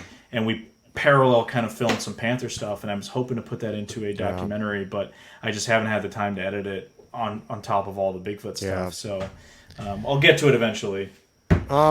You know, and Very cool. speaking, and let's kind of talk about maybe some of the weirder stuff. I mean, as you've been out and doing all this traveling and exploration and investigations, have you personally had any like super strange stuff that's like, I mean, you're just like, what the hell was that? What could that possibly be? Yeah. So the craziest thing I've ever seen to date is this kind of series of UFO experiences. If I and I say UFO just by definition of the word, Right. Yeah. It is what it unidentified is. flying object. Sure. So long story short, there's this area, and this kind of opened my eyes a little bit to the concept of like a window area, that sort of thing. I wasn't really huge into that before, but back in like 2017, 2018, that kind of time period, I had some friends here in the New England area, a guy named Paul Eno, Behind the Paranormal. It's a show. A couple other guys. One guy, Shane Serway, is more into ghosts. Another guy is more into UFOs. And they were like, oh, we kind of want a Bigfoot person to come along. Would you join us? I'd known these guys because we'd been to some events together, like paranormal, cryptid stuff in the New England Sure. area. And they invited me out to this case in Pennsylvania. They had been working with this family that lived in rural central Pennsylvania. And Pennsylvania has a long history of Sasquatch, weird stuff. The Chestnut Ridge is kind of this Bridgewater Triangle-like area. And, they're like, well, basically at this property, they have all kinds of stuff happen. They've got UFOs, they've got Bigfoot, shadow people, all this other weird stuff. And I was like, okay, cool. The Bigfoot stuff is what interests me, right? So I went there 2 years in a row.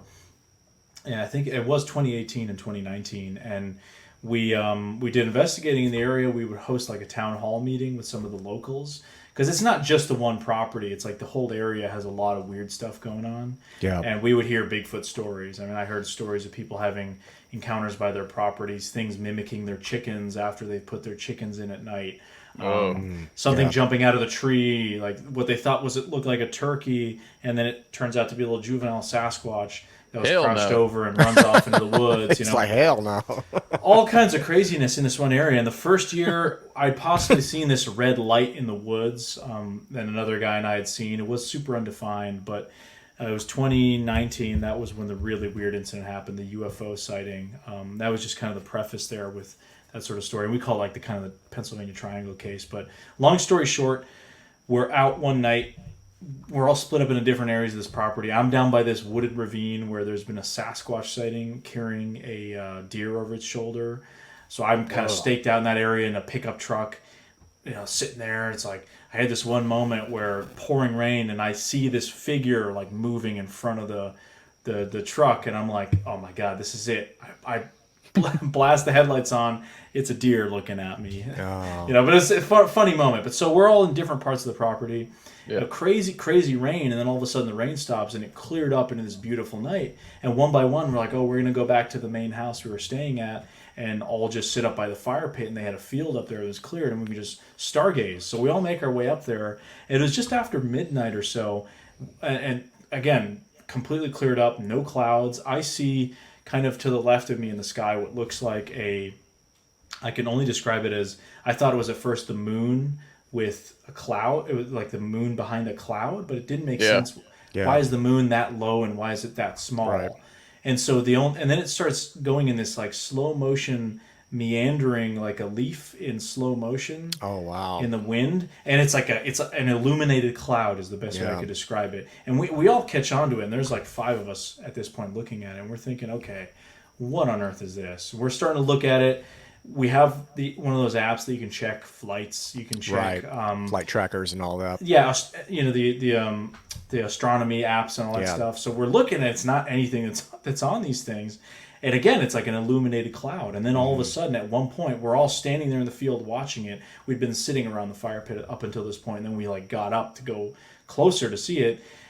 This smaller, more defined bright light shoots out of it, flies around it, and back into it. Dude, it was nuts. My God. It was crazy. And at That this is point, crazy. At this point, we all just like, oh, we're screaming like God, kids, you know. If you could have got that on camera. Oh, Well, we have it filmed on a night vision, not the after that. And I'll tell you, I'll tell you that part. So we're looking at this thing, and you know, I'm not into UFOs or anything at this point. Yeah. I'm like, I could care less. And some of the other guys are like, they've been out to ranches in Oregon, you know, Mount Adams, all the SETI Ranch, all this stuff, and they're like, that's the craziest thing I've ever seen. We watched this thing continue flying, light shoots out again. Guess what I had on my camera at the time? I had a Canon 80D or a 70D, excuse me, and I had a freaking 10 millimeter fixed lens because I was doing star photography, you know, because I love doing astrophotography. Like that's I don't do it so much with my Sonys anymore because I get burned out with the filming. Like I don't have to go and set up. I used to do a lot more than. It's a lot of work. So there's a perfect night for it. So I had the wrong freaking lens, and I'm like, I don't know if I want to go back to the house and change it. Well, one of the guys, we didn't even know, he just took off to go back to the house to grab he got like this night vision unit, and he grabbed that to film with, and he manages to film it, and it keeps going, and we only saw it for maybe a few minutes. So wild. And it goes over the horizon and disappears, and we're like thinking, my God. And then just myself and one other guy we're still looking in that direction, and it was like in Star Wars where you see them go into hyperspace. We see from the horizon to space just like a zip in the light. Oh my God, dude! What an epic sighting, and I'm Holy looking at Shane, and I'm like, dude, did you see that? He's like, yeah, I did. Jesus. And we're like, dude, this doesn't make any sense, right? This is crazy. Incredible. And so, I mean, I have the footage is on my website. Oh, really? I don't know if I can do a screen share. Yeah. I don't know if it'll work. Maybe you can send it to me, or I can put it on the show later. Yeah, my blog has it, the whole like write up of the incident. Actually, here, check this out. That's pretty cool. Let me see. I think we could do this. Check this out. I've seen something similar to that when. Oh, yeah. I think you got to hit approve or something. I do. Yeah. Okay, here we go. So check this out. So that is the object itself. Oh, yeah. I've seen that. I saw this footage. It was on the trail of UFOs. Yeah. Yeah. Because we had talked about it in that series because one of the other guys investigated that same property. It had stuff happen like a decade prior in the same area. So Du Bois, Pennsylvania, May 2019. And this is just the write-up. But so this is what he filmed. And what's crazy is this is the footage, right? Yeah, it's super crazy. I don't know if I can go. I didn't realize that was it, but yeah. Yeah, so what's weird is you'll notice in the footage, this object, that little circular object, flies parallel to this the whole time. Right. And, unfortunately he's filming, it's unstable, but Somebody get some more pictures if you can. But so it keeps going through the sky, and it kind of becomes like a ball, as you'll see towards the end here. Yeah. So is the dark spot the big ball, and then the little one was... The little one, yeah. So, and you'll see, like, at the end, I mean, it's basically just, and that's when it goes over the horizon. But look at it, like... Look at it move, yeah. Yeah, it's really... What color... Compared what color to the beginning... So look at that little dot just north of it. I mean, look at that. It's just like stationary. That's what doesn't make sense. And we saw that thing shoot out of it. Jeez. Which is what's crazy. Yeah, it's so freaking cool. Yeah, how high up do you think that thing was? I mean, just a guesstimate. Like maybe like a helicopter height. Like not a couple thousand feet. I don't know. It wasn't like in the orbit or anything. Right. It was close enough that looks like the one ball like disappeared, right? The one that was like north of it, Well, in the footage, you see at the beginning, right? So there's a less than 2 minutes between this sequence here, and then at the end, you'll see it's a ball, and it's like it goes into like a candy wrapper shape, as I kind of call it.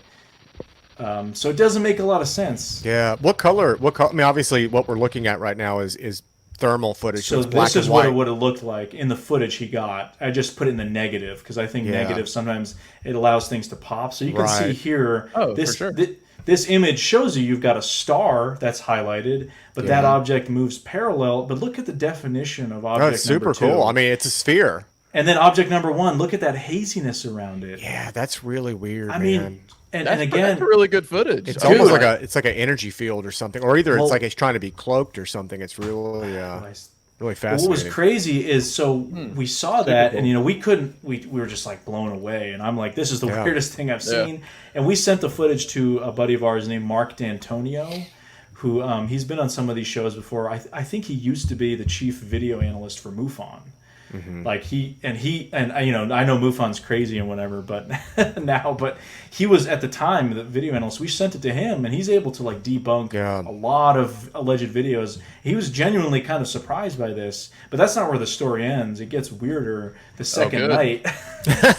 We like that. So, oh my god, dude. So, yeah, I'm just trying to relive it all now. It's crazy. And like I said, if you want to see this, the article on my website, on my blog, has the full like write-up. Yeah.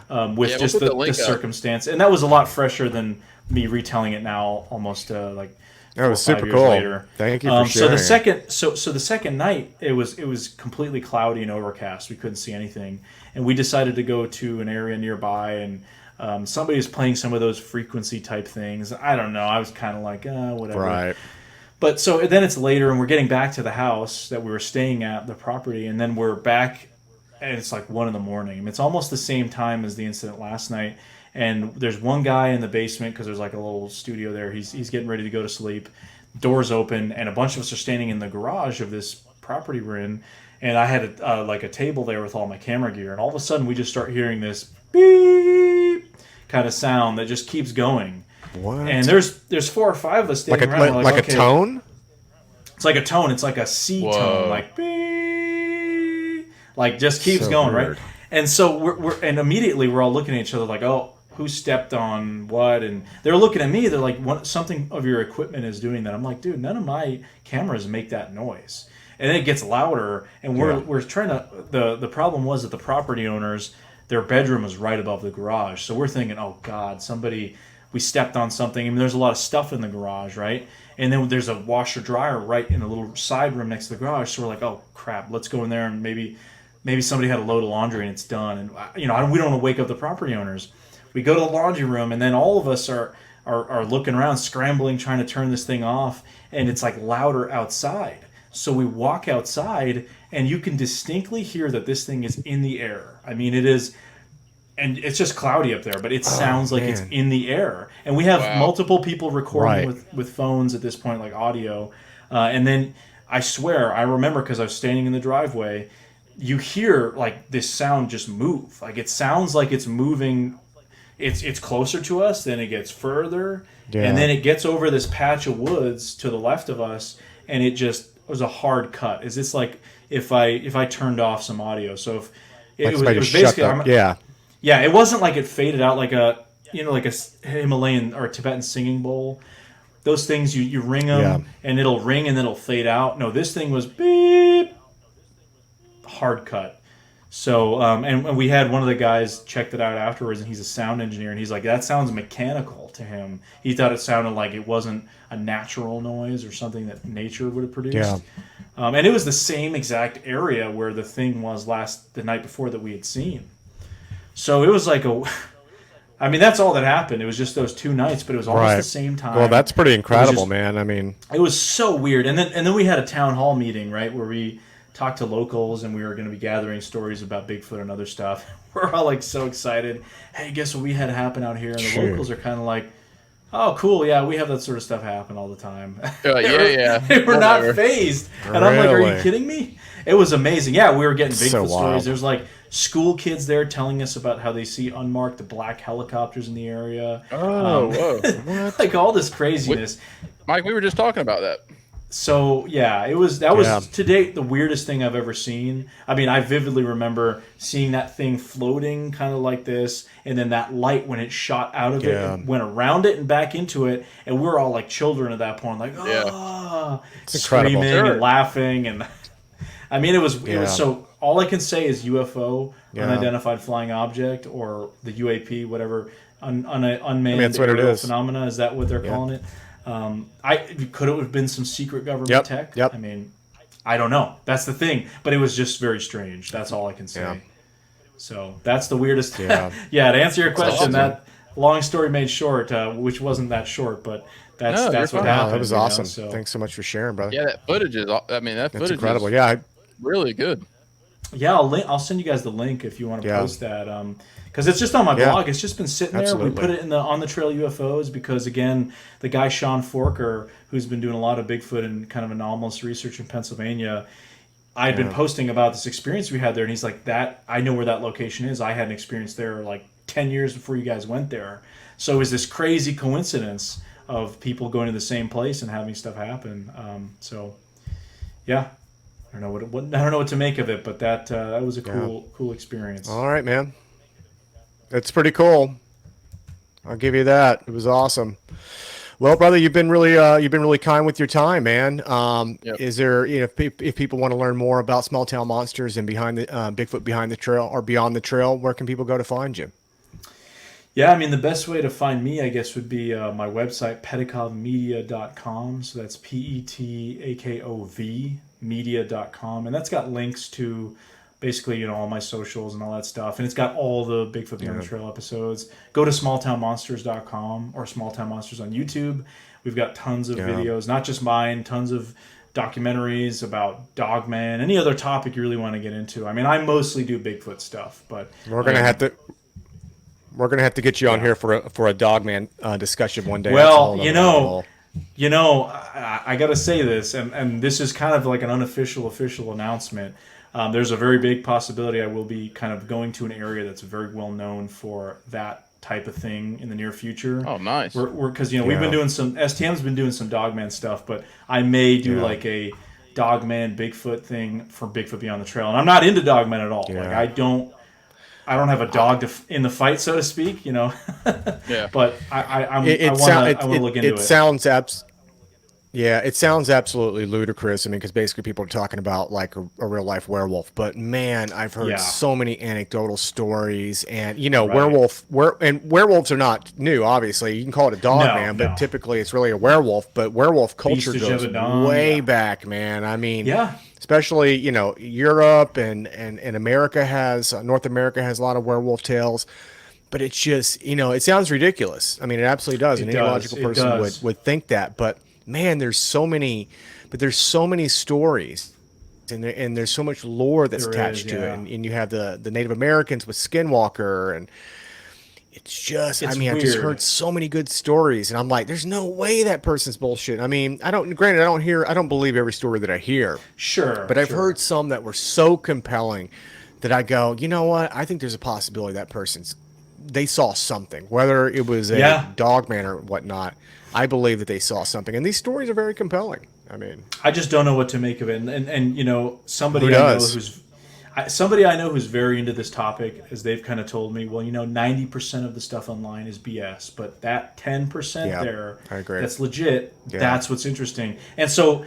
For me, it's kind of interesting because you look at we talked about Bigfoot earlier. There is a legitimate precedent for an upright bipedal primate-like creature, whether it's super close to humans or not. That precedent is real, right? We know. Whereas there's no precedent biologically speaking for dogman to exist. So then you're dealing with something entirely different.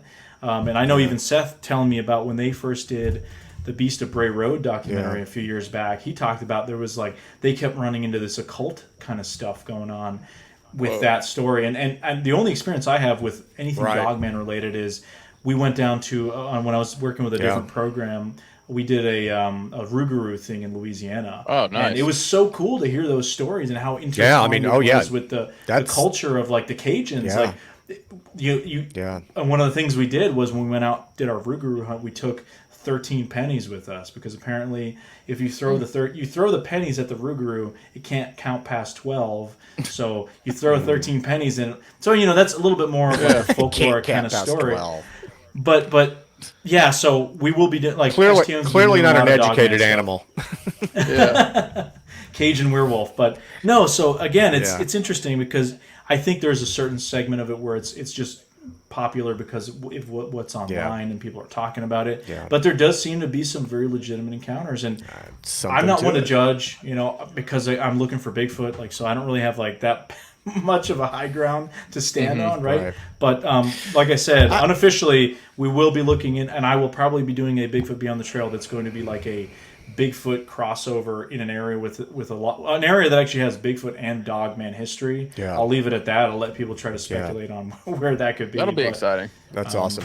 Yeah. Well, I'm excited for you guys to bring that out, and I can't wait to see it, man. Well, thanks so much for joining us tonight, dude. This has been an awesome conversation, man. Really glad to have you on, and you've been super generous with your time, and man, ton of stuff to go through. It was pretty awesome. So what happens is you just lose track of time when it's a fun conversation like that. That's right. Sure. No, seriously, I appreciate you guys having me on. I appreciate the invite, and definitely look forward to a part 2 at some point. Absolutely. We're definitely gonna have you back on, man. That's a promise. That's for sure. Awesome. All right. Well, I think that's going to wrap it up for us tonight, guys. Thanks so much for joining us, and make sure to check out Alex's work, and we'll see you here next time. See you.